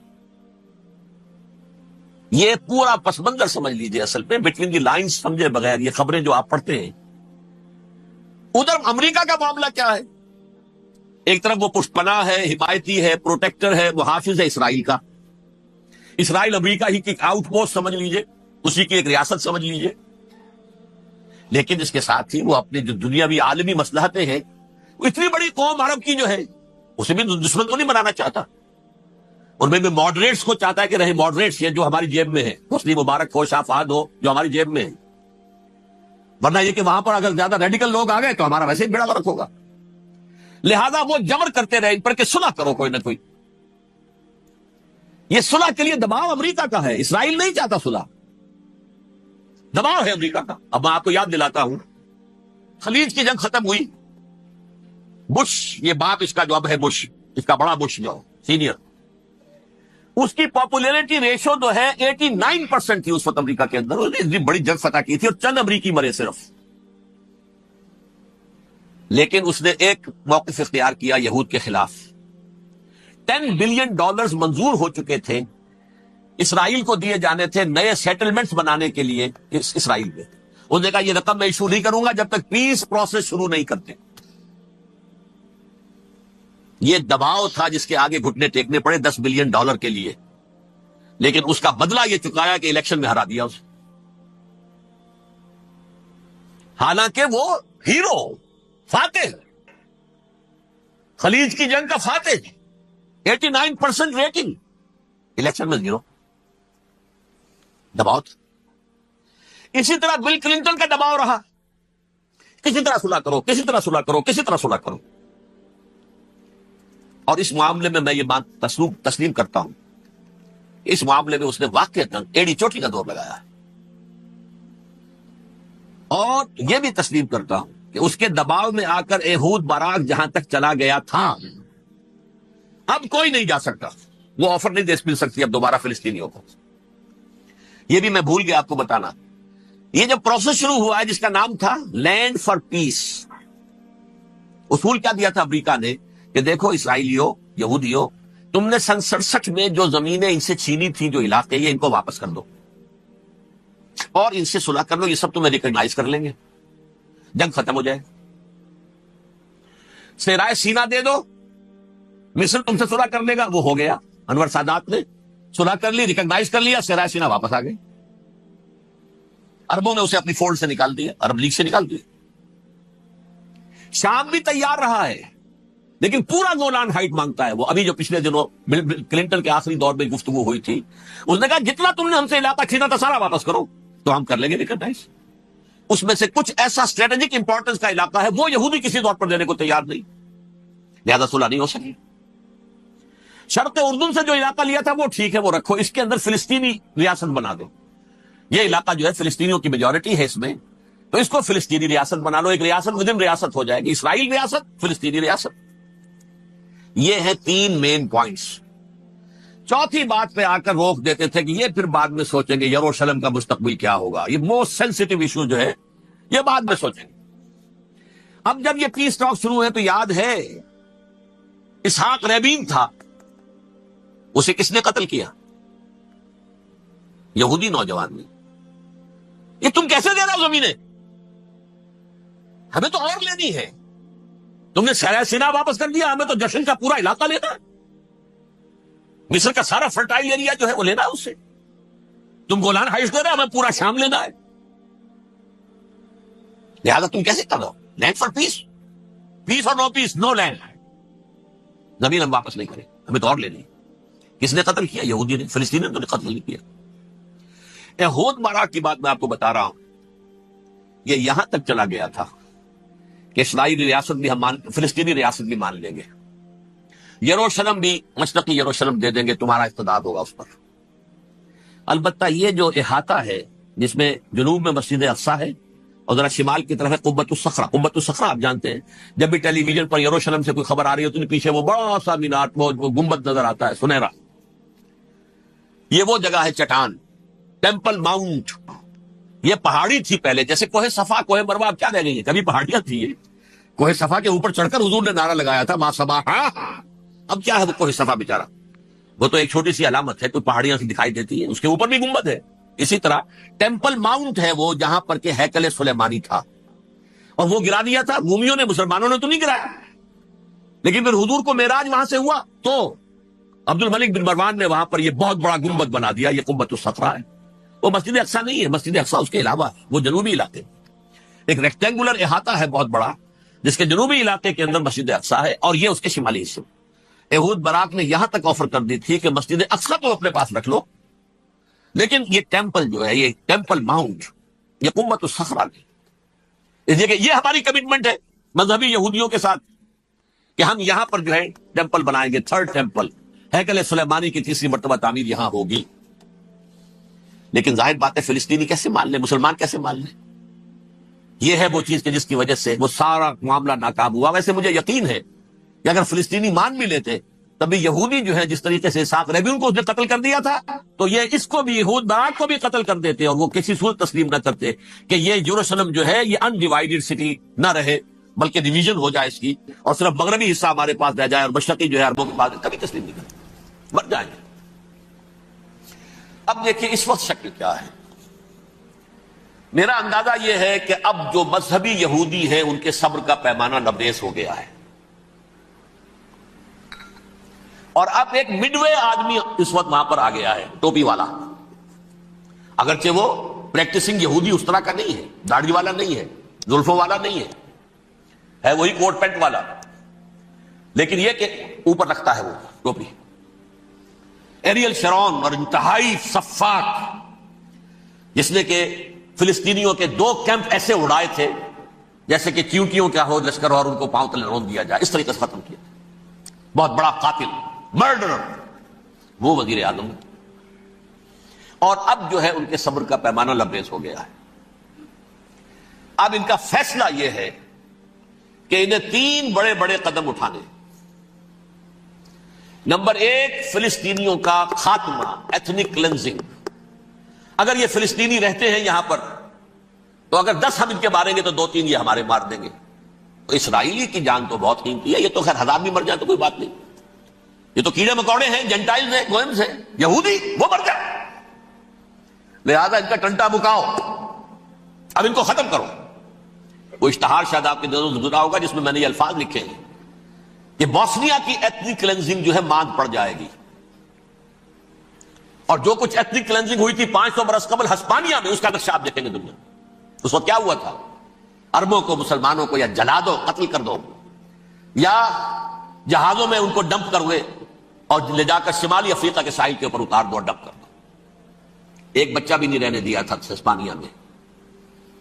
1492 میں سقوط غرناطہ ہوا ہے، اور اس کے بعد 10 سال کے اندر اندر ایک ایک بچہ مسلمانوں کا ختم کر دیا۔ یہ ہے فیصلہ ان کا۔ اب بہت بڑا قدم وہ اٹھانے پر مجبور ہے۔ کب تک آپ رہیں گے؟ ہمارے لوگ مارتے ہیں، 16 نوجوان ہمارے مار دیے۔ لیکن آج گھر تھا، اس میں ایک چلا گیا فلسطینی، بم اپنے جسم سے باندھ کر وہاں اڑا دیا، خود بھی اڑ گیا، 16 ان کے نوجوان اڑ گئے۔ لہذا یہ چیز ان کے لیے ناقابل برداشت ہے، ان کے صبر کا پیمانہ اب لبریز ہو رہا ہے۔ نمبر 2، انہیں بہرحال اب یہ کرنا ہے کہ مسجد اقصی کو گرائیں، قبۃ الصخرہ کو گرائیں اور ٹیمپل بنائیں۔ یہ انتفاضہ جو اب شروع ہوا 1 سال پہلے سے، یہ شیرون نے دورہ کیا تھا، مسجد اقصی میں گیا تھا، اور اس نے 3rd ٹیمپل کی تعمیر کے لیے ایک پتھر جو ہے، بنیاد کا پتھر رکھنے کا ارادہ ظاہر کیا تھا، جس پر فلسطینی نوجوان اٹھے، وہ اینٹیں لے کر اور روڑے لے کر، اور اس وقت سے یہ سلسلہ چل رہا ہے۔ کتنے مارے جا چکے ہیں فلسطینی، لیکن کچھ نہ کچھ یہودی بھی مرے، اسرائیلی بھی مرے۔ اور جیسا کہ میں نے عرض کیا اب ان کے صبر کا پیمانہ لبریز ہو گیا. انف از انف. اب ہم اس معاملے کو ایک دفعہ جو ہے فائنلی ختم کر دیں اور اب بنائیں گے. لہذا اب جو ہے کئی ٹن وزن کے وہ جو پتھر تیار ہو کر آ کے رکھ دیے گئے ہیں کہ یہاں یہ بنیاد پڑنی ہے, اس کے اندر یہ پتھر لگے. بلکہ ایک لطیفہ بھی مجھے یاد آیا ہے, یہ کوئی 30 سال پرانی بات ہے. اس قمۃ الصخرہ کی مرمت ہوئی تھی تو اس کے اوپر جو یہ سونے کی پتھری چڑھی ہوئی ہے, یہ شاہ حسین اردن والے جو ہے, ظاہر بات تھا بھی انہی کے تسلط میں, یہ انہی کی تولیت میں تھا سن 67 سے پہلے, اس زمانے کی بات میں کر رہا ہوں. تو انہوں نے پتہ نہیں 30 من تھا یا 30 ٹن تھا سونا جو ڈونیٹ کیا تھا اس کے اوپر یہ پتھری چڑھانے کے لیے, جو بہت بڑا گنبد نظر آتا ہے پورے کے پورے ماحول کے اوپر چھایا ہوا.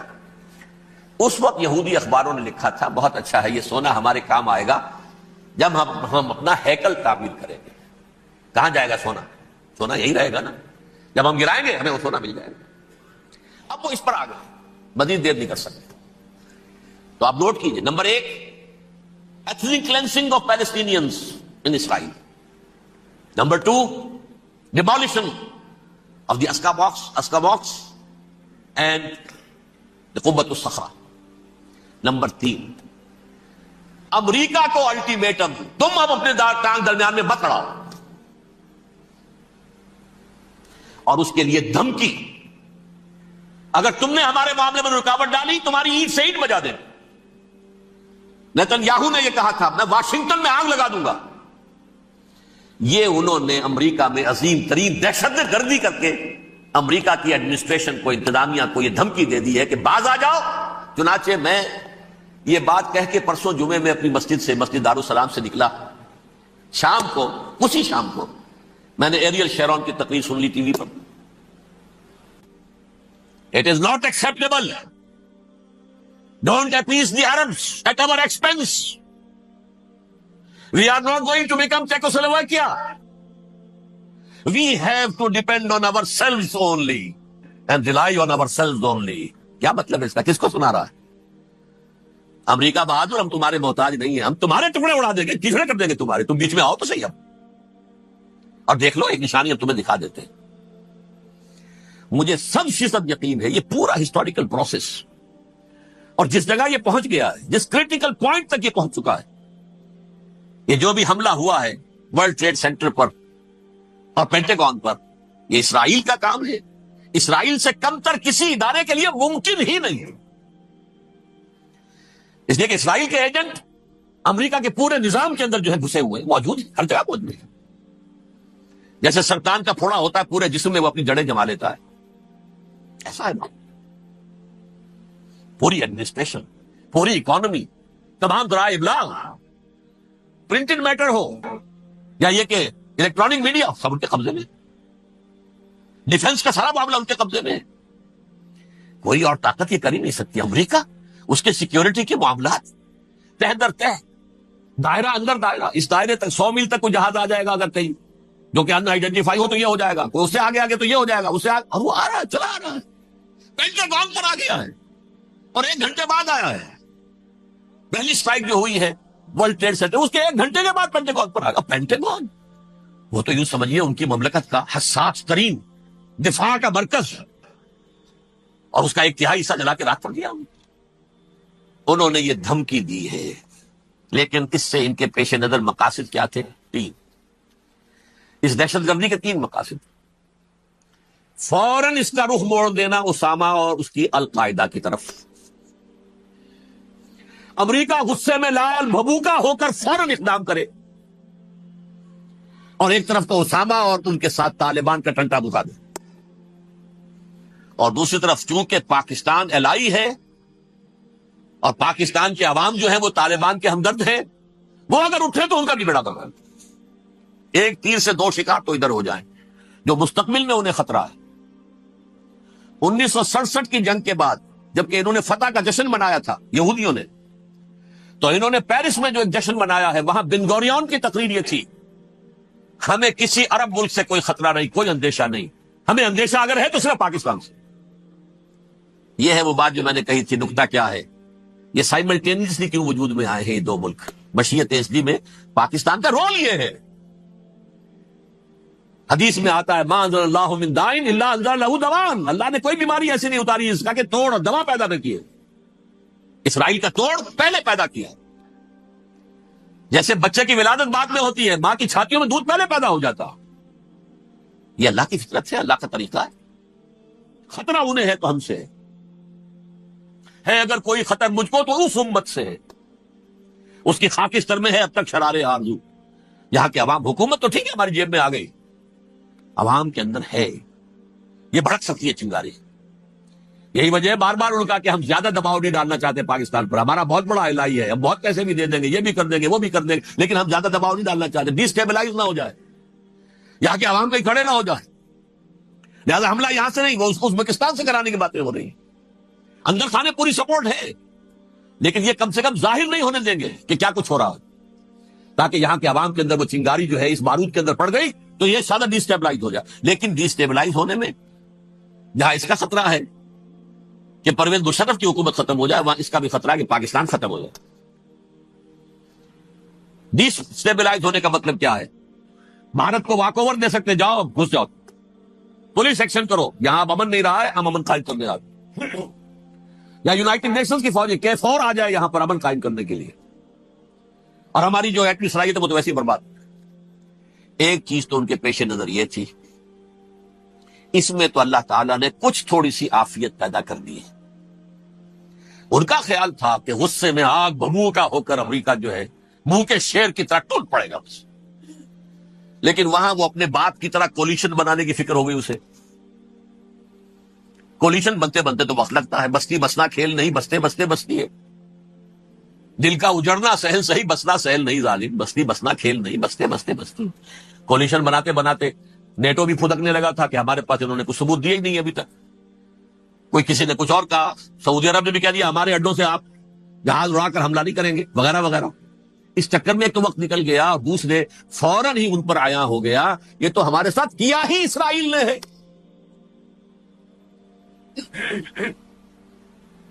لیکن یہ بات لیک نہیں کرنا چاہتے۔ میں نے خود سنا اور بھی بہت لوگوں سے کہا کہ یہ باقاعدہ اسٹیٹ ڈپارٹمنٹ کی طرف سے ٹی وی پر، CNN پر، BBC پر یہ اعلان آیا کہ یہ جو انویسٹیگیشنز ہو رہی ہیں اس حادثے کی تحقیقات کی، اس کی معلومات لیک کیوں ہو رہی ہے؟ لیک نہیں ہونی چاہیے۔ کیوں؟ اسامہ کے خلاف اگر کوئی ثبوت ہے لیک ہو جائے 1000 مرتبہ، کسی کو نقصان ہے؟ یہ کون سا تھا، کون سا لیکیج ہے جسے روکنا مقصود ہے؟ وہ تو ہمارا متمنا ہے، ہمارا بیٹا ہے، وہ کر رہا ہے، اس گھر کو آگ لگ گئی گھر کے چراغ سے۔ But they have given a message to the United States of America, ہمارے راستے میں اب مت آنا، ہم پر دباؤ نہ ڈالنا، don't appease the Arabs at our expense. یہ الفاظ ہے شیرون کے، ان کی خوشامد، ان کو خوش کرنا، ان کو پسند کرنا، ان کو راضی کرنا ہماری کوشش پر۔ جیسے سلوواکیہ کے اوپر قبضہ جو ہے جرمنی کا ہٹلر کا تسلیم کر کے تم نے اس کو بڑھاوا دے دیا تھا اس وقت، ایسے ہی تم چاہتے ہو ہمیں بھی سلوواکیہ بنا دیں، ہم نہیں بنے۔ یہ ہے اصل میں صورتحال۔ جیسا کہ میں نے عرض کیا، افغانستان پر اب یہ جیسے کھسیانی بلی ہوتی ہے، کھمبا نوشتی کریں گے تو صحیح حملہ، اس جگہ اتنی تیاری پوری دنیا کے اندر کر کے کچھ نہ کچھ تو کریں گے، کچھ نہ کچھ تو کارکردگی دکھائیں گے۔ اصل میں وہ زور شور اب ان میں نہیں ہے افغانستان کے بارے میں، بلکہ تاریخ میں ایک مرتبہ پھر وہی بات ہو گئی ہے، کلما اوقدوا نارا للحرب اطفاها اللہ، اللہ تعالیٰ نے کم سے کم اس کی تندی کو کم کر دیا، اس آگ کی بھڑک اور تندی جو ہے انشاءاللہ کم ہو جائے۔ البتہ افغانستان میں کیا ہوگا یہ میں نہیں کہہ سکتا۔ ان ادری قریب ام بعید ما توعدون، جیسے کہ قرآن مجید میں حضور سے کہلوایا گیا، میں یہ نہیں جانتا جس چیز کا وعدہ تم سے کیا جا رہا ہے وہ قریب ہے یا دور ہے، میں نہیں جانتا۔ وَإِنْ أَدْرِي لَعَلَّهُ فِتْنَةٌ لَكُمْ وَمَتَاعٌ إِلَىٰ حِينٍ، میں نہیں جانتا، ہو سکتا ہے ابھی اللہ تعالیٰ تمہیں کوئی مہلت دے اور کچھ وقت کے لیے تمہاری رسی دراز کر دے اور ابھی عذاب کو ٹال دے۔ جب حضور سے یہ کہلوایا جا رہا ہے ان ادری، یہاں تک بھی کہلوا دیا گیا مَا أَدْرِي مَا يُفْعَلُ بِي وَمَا بِكُمْ، مجھے نہیں معلوم میرے ساتھ کیا کیا جائے گا، تمہارے ساتھ کیا کیا جائے۔ تمہارا کون دعوے سے کہہ سکتا ہے کہ یہ ہوگا؟ تباہی بھی آ سکتی ہے، کوئی بڑا سیٹ بیک بھی آ سکتا ہے، اپس اینڈ ڈاؤنز ہوتے ہیں۔ احیاء اسلام کا پروسیس چل رہا ہے، لیکن احیاء پروسیس میں حضور کے زمانے میں بھی غزوہ بدر میں ایک دفعہ گراف جو ہے چلا گیا تھا آسمان پر، تو غزوہ احد میں وہ بہت نیچے بھی تو آ گیا تھا نا، مسلمانوں کے حوصلے پست نہیں ہو گئے تھے نا۔ وَلَا تَهِنُوا وَلَا تَحْزَنُوا وَأَنْتُمُ الْأَعْلَوْنَ إِن كُنتُم مُؤْمِنِينَ، یہ تشفی دینی پڑی تھی نا۔ گھبراؤ نہیں، ڈرو نہیں. ان یمسسکم قرح فقد مس القوم قرح مثلہ، اگر تمہیں کوئی چرکا لگا ہے تو تمہارے دشمنوں کو اس سے بڑا چرکا لگ چکا 1 سال پہلے. انہوں تو ہمت نہیں چھوڑی، 1 سال کے بعد دوبارہ ہو گئے حملہ آور تم پر، تم کیوں دل چھوڑ رہے ہو؟ تو کوئی سیٹ بیک آ سکتا، اور یہ بھی ہو سکتا ہے، اور اللہ کرے کہ ہو جائے، کوئی واقعہ فیل بھی پیدا ہو سکتا ہے دوبارہ. اللہ تعالیٰ چڑیوں کے ذریعے سے اور ان کی چونچوں اور ان کے پنجوں کی کنکریوں کے ذریعے سے ہاتھی والوں کو برباد کر سکتا ہے. الم تر کیف فعل ربک باصحاب الفیل الم یجعل کیدہم فی تضلیل وارسل علیہم طیرا ابابیل ترمیہم بحجارۃ من سجیل فجعلہم کعصف مأکول. کھایا ہوا بھوسا جگالی کر کے جب نکلتا ہے جیسے ہوتے ہیں، ایسا پورا لشکر کر دیا گیا. اللہ تعالیٰ کر سکتا ہے، کوئی اس کے لیے مشکل نہیں.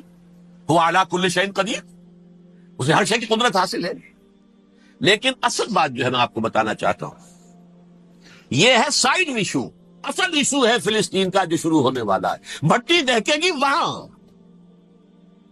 ظاہر بات ہے کہ اگر کوئی بہت بڑا اقدام ہو جاتا ہے فلسطینیوں کے خلاف، اور اگر واقعتاً مسجد اقصیٰ اور امت الصحرا گرا دیے جاتے، جو طوفان اٹھے گا عالم عرب میں، یہ حسنی مبارک ہو یا شاہ خالد ہو یا کوئی اور ہو، یہ نہیں روک سکتے اس طوفان کو. نوجوان خون اٹھے گا، غیرت اور جو بھی حمیت ہے. مسلمان ان پڑھ سے ان پڑھ اور بالکل بے دین، وہ بھی مسجد کی حرمت پر کٹ مرنے کو تیار ہو جاتا. مسجد تو بنا دی شب بھر میں ایمان کی حرارت والوں نے، من اپنا پرانا پاپی ہے، برسوں میں نمازی بننا سکا. وہ چاہے کانپور کی مسجد سے مسلمانوں نے جانے دی ہیں، چاہے وہ شہید گنج کی مسجد کی مسلمانوں نے جانے دی ہیں، چاہے نماز نہ پڑھتے ہوں. لیکن یہ جو حرمت اور یہ جو حمیت اور یہ غیرت ہے، اس سے جو طوفان اٹھے گا یہ ہوگا اس ملحمۃ العظما، اس کی طرف پیش رفت ہو رہی. کتاب الملاحم سے احادیث کے حوالے سے کہ جن جنگوں کا حوالہ دیا حضور نے، پیشن گوئی کی ہے، اس کا نقطہ آغاز تھا خلیج کی جنگ. صدام حسین نے اسے کہا تھا یہ مدر آف وارز ہے، ام المحارم، یہ ایک جنگ نہیں ہے. اس کا نقشہ بھی حدیث میں موجود ہے، پیشن گوئی موجود تھی، اس وقت بھی ہم نے شائع کی تھی. لیکن اس میں جو جنگ اب ہونے والی وہ الملحمۃ العظما. ملحمہ کسے کہتے ہیں؟ لحم گوشت کو کہتے ہیں، اور قصائی کی دکان کو عربی میں ملحم کہتے ہیں، جہاں گوشت کے ٹکڑے کیے جاتے ہیں. آج کل مشینوں سے ہوتے ہیں، اب جو ہے وہ ہاتھ سے چھریوں سے نہیں ہوتے، لیکن ٹکڑے ہو رہے ہوتے ہیں، جسموں کے چیتڑے اڑ رہے ہوتے ہیں. ملحمہ، یہی لفظ استعمال کیا تھا حضرت سعد ابن عبادہ نے رضی اللہ تعالی عنہ یوم فتح مکہ. ان کے دل میں تھا کہ اب ہم انتقام لیں گے ان عربوں سے، ان قریش سے. الیوم یوم الملحمہ، الیوم یوم الملحمہ، یہ کہتے ہوئے جا رہے تھے. ایک خاص کیفیت، آج ہے گوشت کے ٹکڑے اڑانے کا دن. حضور سے کہا کہ چلیں جا کر کے ساتھ تو یہ کہہ رہے ہیں الیوم یوم الملحمہ، الیوم یوم الملحمہ. حضور نے فرمایا نہیں، ان سے کہو جا کر الیوم یوم المرحمہ، الیوم یوم المرحمہ، آج رحمت کا دن ہے، آج تو میں ان سب کو معاف کروں گا. لا تثریب علیکم اليوم، میں تم سے وہی بات کہہ رہا ہوں جو میرے بھائی یوسف نے کہی تھی اپنے بھائیوں سے، اذهبوا فانتم الطلقاء، جاؤ تم سب کے سب آزاد. وہ ملحمہ ہے جس کو کہ حضور نے حضرت معاذ بن جبل رضی اللہ تعالی عنہ سے روایت ہے، اس میں سے جو ابو داؤد میں روایت آئی ہے اس میں الملحمۃ العظما، عظما مؤنث ہے اعظم کا. آپ کہتے ہیں جنگ عظیم اول، جنگ عظیم دوم. عظیم کا باپ ہو گیا اعظم، سب سے بڑا، اور اس کا مؤنث ہے سب سے بڑی، عظما. الملحمۃ العظما، سب سے بڑی لڑائی. میرے نزدیک یہ وار کے معنی میں نہیں ہے، بیٹل کے معنی میں. انگریزی میں یہ دو لفظ علیحدہ ہے، وار، بیٹل. وار سالوں کو محیط ہوتی ہے، بیٹل کسی ایک خاص جگہ پر جو لڑائی ہوتی ہے اس کو کہتے ہیں. حضور کے اور قریش کے درمیان 6 سالہ وار تھی، جنگ تھی. لیکن battles, battle of Uhud, battle of Badr, یہ بیٹلز تھی، لڑائیاں تھی.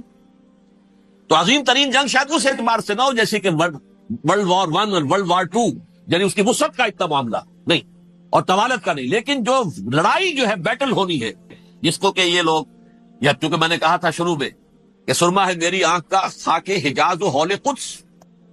نیو ٹیسٹمنٹ کی آخری کتاب ہے the book of revelation, revelation of saint John. اس میں آرمگڈون کہا گیا ہے اسے. ہر مجدون، یہ عبرانی لفظ ہے، ہر کہتے ہیں اونچی جگہ کو، سطح مرتفع. مجدون میگیڈو ایک وادی ہے، مرتفع، وادی مرتفع. یہ ہے واقع لبنان، اسرائیل اور شام کے درمیان جو ٹکڑا جو ٹرائنگل بنتی ہے، یہ ہے. یہاں پر بڑی جنگ لڑی جائے گی، اور یہ جنگ صلیب ہوگی جو کہا ہے بش نے، یہ جنگ صلیب. سیکنڈ ملینیم شروع ہوئی تھی تو پہلی صلیبی جنگ ہوئی تھی، تھرڈ ملینیم شروع ہوا ہے، یہ سیکنڈ صلیبی جنگ ہے، یہ کروسیڈ. اور میں اس مرتبہ امریکہ گیا تھا تو پہلی مرتبہ مجھے وہاں ایک رسالہ ملا ٹرمپٹ نام کا. یہ امریکہ کے جو بہت ایکسٹریمسٹ قسم کے پروٹیسٹنٹس ہیں، یہ ان کا رسالہ ہے، اور ان کے بارے میں اب کہا جا رہا ہے وہ کرسچین زائنسٹ ہیں. آپ شاید پہلی مرتبہ یہ لفظ سن رہے ہو. زائنسٹ اور سمجھتے ہیں یہودیوں کو، کرسچین زائنسٹ وہ ہیں جو ہیں تو عیسائی پروٹیسٹنٹس ہیں، لیکن اسرائیل کے وہ حمایتی یہودیوں سے بڑھ کر ہیں. یہ میری کسی پہلی تقریر میں شاید بہت سے حضرات کو یاد آ جائے، میں نے کہا تھا 4 سال پہلے ہمارا تنظیم اسلامی کا کنونشن ہوا تھا ہوسٹن میں، امریکہ کا جنوبی علاقے کا شہر ہے. ایک سیشن اس میں ہم نے رکھا تھا انٹرفیتھ، ایک عیسائی کو بلایا تھا، ایک یہودی بہت بڑا وہاں کا عالم ہے اس کو بلایا تھا. اس یہودی عالم نے ڈاکٹر وشوگراٹ، جو وہاں کی یونیورسٹی میں پروفیسر ایمیریٹس ہیں، اس نے کہا تھا کہ یہ اسرائیل کی تو سپورٹ کر رہے ہیں عیسائی کو، ہم تو نہیں کر رہے. جو پریکٹسنگ یہودی ہیں وہ زیادہ اسرائیل کے حق میں نہیں تھے، یہ تو سن 67 کے بعد انہوں نے اسرائیل کو تسلیم کیا ہے. وہ تو منتظر تھے کہ ہمارا مسیحا آئے گا تو اس کی قیادت میں جنگ کریں گے، جیسے شیعہ منتظر تھے کہ مہدی موعود آئیں گے تو پھر ہم کچھ کریں گے. وہ امام خمینی نے کہا جب وہ آئیں گے آ جائیں گے، لیکن ہم کچھ راستہ زائنسٹ نے آگے بڑھ کر ریاست قائم کر لی، اور جب یروشلم پر بھی پورا قبضہ کر لیا تب جو ہے در حقیقت مذہبی یہودی جو ہے پھر انہوں نے اپنایا ہے، اون کیا ہے، اور نئے سیٹلمنٹس جو بھی بنے ہیں وہاں پر اسرائیل میں، اس میں اکثر و بیشتر مذہبی یہودی آئے، اور بروکلن کے علاقے سے سب سے بڑھ کر آئے ہیں، جو امریکہ میں نیو یارک کا ایک جنوبی علاقہ ہے، بہت بڑا یہودیوں کا بہت بڑا گڑھ ہے. نیو یارک کو جیو یارک بھی کہا جاتا ہے، وہ تو اصل میں مرکز جو ہے وہ تو یہودیوں کا ہے. اس حوالے سے وہاں پر جو کرسچن زائنسٹ کہلاتے ہیں وہ اسرائیل کے یہودیوں سے بھی بڑھ کر کہیں سپورٹر ہیں. بہرحال اس دوسری صلیبی جنگ کا معاملہ جو میں کہہ رہا تھا ٹرمپٹ نامی رسالہ، اس کا ایک مضمون ہے دی لاسٹ کروسیڈ. اب یہ آخری کروسیڈ ہے جو شروع ہونے والا ہے. میں تو حیران ہوں کس قدر کھل کے وہ باتیں کرتے ہیں. رومن کیتھولکس کو وہ کہتے ہیں کہ یہ شیطان ہے، یہ پوپ شیطان ہے، یہ یورپ کو اس نے جمع کیا ہے کرسچینٹی کی بنیاد پر، اور اس میں زیادہ تر کیتھولکس ہیں. آپ کو معلوم ہے برطانیہ بڑی مشکل سے شامل ہوا ان کے ساتھ، اس لیے کہ وہ پروٹیسٹنٹ کا سردار تھا، ابھی پوری طرح نہیں ہے. یورپ جو ہے وہ رومن امپائر دوبارہ یہ کھڑی کر رہا ہے، اور در حقیقت یہ جو ہے یہودیوں سے بھی چھیننا چاہتے ہیں اسرائیل کو اور فلسطین کو، اور مسلمانوں سے بھی، اور یہ وہی کروسیڈ جو تھے اربن ثانی کے اس کی تیاری کر رہے ہیں تاکہ وہاں پر عیسائی حکومت قائم ہو جائے، کیتھولکس کی پوپ کی حکومت قائم ہو جائے، جیسے ایسٹ تیمور میں کر دی. ایسٹ تیمور میں کون سی حکومت بنی ہے؟ رومن کیتھولک اسرائیل میں بنے، تاکہ یہ سارے مقامات مقدسہ جہاں اسرائیل پیدا ہوئے، بیت حضرت مسیح پیدا ہوا، بیت الحم کہاں ہے؟ وہی ہے کہ نہیں؟ جہاں سے ریزریکشن ہوا ان کے خیال میں وہ کہاں ہے؟ وہیں پر ہے کہ نہیں؟ بڑے بڑے گرجے ان کے وہی ہیں. تو اس اعتبار سے ان کا کہنا یہ ہے یہ لاسٹ کروسیڈ کی تیاری ہو رہی ہے، یہ کیفور، اور ان کا کہنا یہ ہے کہ یہ پوری طاقت نیٹو کی جو ہے، یہ پہلے جرمنی سے لائی گئی بوسنیا، انہوں نے خود وہاں جنگ کروائی، انہوں نے خود وہاں پر ایتھنک کلینسنگ کروائی، پھر خود مصالحت کے لیے آ گئے، پھر کوسوو میں انہوں نے خود آگ بھڑکائی. یہ میں نہیں کہہ رہا، یہ وہ ٹرمپٹ رسالہ امریکہ سے چھپنے والا پروٹیسٹنٹس کا رسالہ ہے جو یہ کہہ رہا ہے. پھر انہوں نے کوسوو کے اندر کروایا، اور پھر وہ وہاں پر پیس فورس کی حیثیت سے آ گئے. اب وہ میسیڈونیا میں کروا رہے ہیں اور وہاں داخل ہو گئے ہیں. اگلا قدم ان کا سائپرس ہوگا، سائپرس میں ترکوں کو اور وہ گریکس کو لڑائیں گے اور وہاں آ جائیں گے، وہاں سے ایک چھلانگ لگائیں گے اور یہ فلسطین میں پہنچیں گے، اور یہ وہاں پر ایک رومن امپائر، اپنی پرانی رومن امپائر کی طرح کی رومن کیتھولک ریاست قائم کرنا چاہیے. تو وہاں امریکہ کے عیسائیوں میں بھی کوئی ایک طبقہ نہیں ہے، کیتھولکس بھی ہے، کیتھولکس زیادہ نہیں ہے ہمدرد، لیکن اب تابع ہو چکے ہیں. اسحاق رابین نے جب یہ پیس ٹاک شروع ہوئی تھی، آپ کو یاد ہوگا شاید، کہ جب وہ آیا تھا واشنگٹن سے واپس فلسطین اسرائیل، تو پہلے روم میں رکا for an audience with the Pope, اور پوپ کو اس نے ایک مرتبان سا پیش کیا تھا، حضرت سلیمان علیہ السلام کے زمانے کا مرتبان، اور کہا تھا دیکھیے 3000 برس تک ہم نے اس کی حفاظت کی ہے، اب یہ میں آپ کے حوالے کر رہا ہوں. اس کے بعد سے پوپ جو ہے بالکل رام ہو گیا، اور وہ عیسائیوں کے ساتھ اور یہودیوں کے ساتھ ان کا پورا معاہدہ ہو. اب پورا عیسائی ورلڈ جو ہے ویسے تو مجموعی یہودیوں کے شکنجے میں ہے. البتہ ان کے اندر بھی جھگڑے ہیں. جو وہاں پر وائٹ کرسچن ملیشیاز ہیں وہ ایکسٹریمسٹ ہیں کیتھولکس. ان کے نزدیک دشمن نمبر 1 یہودی، دشمن نمبر 2 مسلمان، دشمن نمبر 3 جو یورپ میں کالے ہیں، ایفرو امریکن، چاہے وہ عیسائی ہو گئے ہوں، کوئی بھی ہو. یہ 3 دشمن ہیں جن سے انہوں نے کلینز کرنا ہے، صاف کرنا ہے ان کے خیال کے مطابق امریکہ کی سوسائٹی کو. اولا یہود، پھر مسلمان، اور پھر یہ جو کالے ہیں. لیکن دوسری طرف پروٹیسٹنٹس کے اندر ایکسٹریمسٹ وہ ہیں جنہیں کہا جا رہا ہے یہ کرسچین زائنسٹ ہے، یہ اسرائیل سے بڑھ کر سپورٹرز. بہرحال یہ اب جنگ ہوگی، اس کا نتیجہ کیا نکلے گا یہ تو اللہ ہی جانتا ہے. اب میں آخری بات کی طرف آ رہا ہوں. آخری نتیجہ تو جو بھی کچھ اپس اینڈ ڈاؤنز آئیں گے. تلک الایام نداولها بین الناس. آخری نتیجہ ڈراپ سین وہ یہ ہوگا کہ اللہ کے دین کا بول بالا ہوگا اور پوری دنیا پر محمد کے لائے ہوئے دین صلی اللہ علیہ وسلم کی حکومت قائم ہوگی. وہ گویا قیامت کی تمہید ہوگی، اس کے بعد بس قیامت آئے گی. کیونکہ مقصد کائنات، تخلیق کائنات پورا ہو جائے گی. پوری مخلوقات کے اندر مقصد تخلیق، کلائمیکس آف کریشن محمد الرسول اللہ صلی اللہ علیہ وسلم. دین کی تکمیل محمد الرسول اللہ صلی اللہ علیہ وسلم. اور اس خلافت عرضی کے لیے جو حضرت آدم کو خلافت دی گئی تھی، جب اس میں وہ خلافت پوری دنیا پر قائم ہو جائے گی اس کا مقصد پورا ہو جائے گا. And that will be the beginning of the end. اس کے بعد قیامت ہے. آخری نتیجہ تو یہ نکلنا ہے. اس سے پہلے سزائیں ہمیں بھی مل رہی ہیں. اور یہاں میں کانٹے کی بات جو چھوڑ گیا تھا اس کو بیان کر دوں. اللہ نے اس مغضوب علیہم قوم کو، اس ملعون قوم کو کیوں اب تک چھوٹ دیے رکھی؟ میں بتا چکا ہوں یہ بڑے عذاب کے مستحق ہو چکے تھے حضرت عیسیٰ علیہ السلام کے زمانے میں. چھوٹ دی ہے، ابھی تک ہے. بلکہ ایک مرتبہ ابھارا ہے. 1900 برس کے بعد ابھرے ہیں یہ.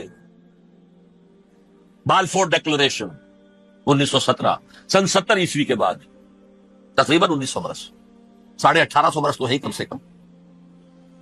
پھر creation of Israel 1948، 1967 extension of Israel, یروشلم پر قبضہ. یہ سارا جو ہے کیوں ہے؟ اللہ تعالیٰ اس خیر امت محمد صلی اللہ علیہ وسلم، اس کے بہترین حصے کو سزا ان ملعونوں کے ہاتھوں دے رہا ہے. کیوں؟ جو جرم انہوں نے کیا تھا وہی ہم نے کیا. انہوں نے اللہ کی کتاب کو پیٹھ کے پیچھے پھینکا. نبذ فریق من الذین اوتوا الکتاب کتاب اللہ وراء ظہورہم. ہم نے اپنی پیٹھوں کے پیچھے پھینکا کہ نہیں. کولونیل رول سے آزاد ہوئے، کہیں اسلامی قانون نافذ کیا، کہیں اسلامی نظام قائم کیا. تو جو جرم ان کا تھا وہی ہمارا ہے. اور ہم خیر امت تھے، اور ہمارے میں سے خیر ترین عرب ہے. ان پر اللہ کا فضل، ان کی مادری زبان میں اللہ کی کتاب موجود ہے.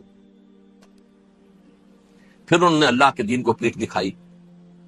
جو ملک آزاد ہوا کولونیل رول سے، یا اس نے قبلہ کر لیا اپنا ماسکو کی طرف، یا کر لیا واشنگٹن کی طرف.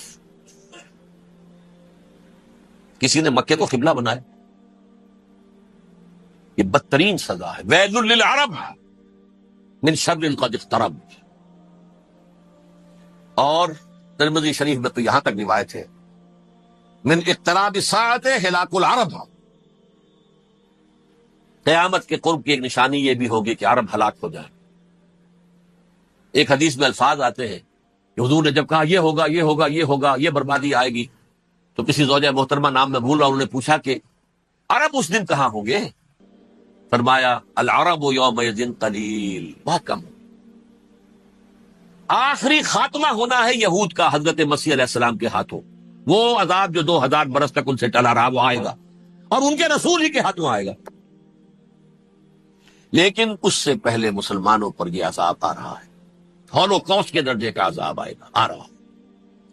البتہ ہم پاکستانی اس میں یوں سمجھ لیجئے کہ وہ تو خبریں موجود ہیں احادیث میں، وہاں تو جو ہونا ہے ہونا ہے.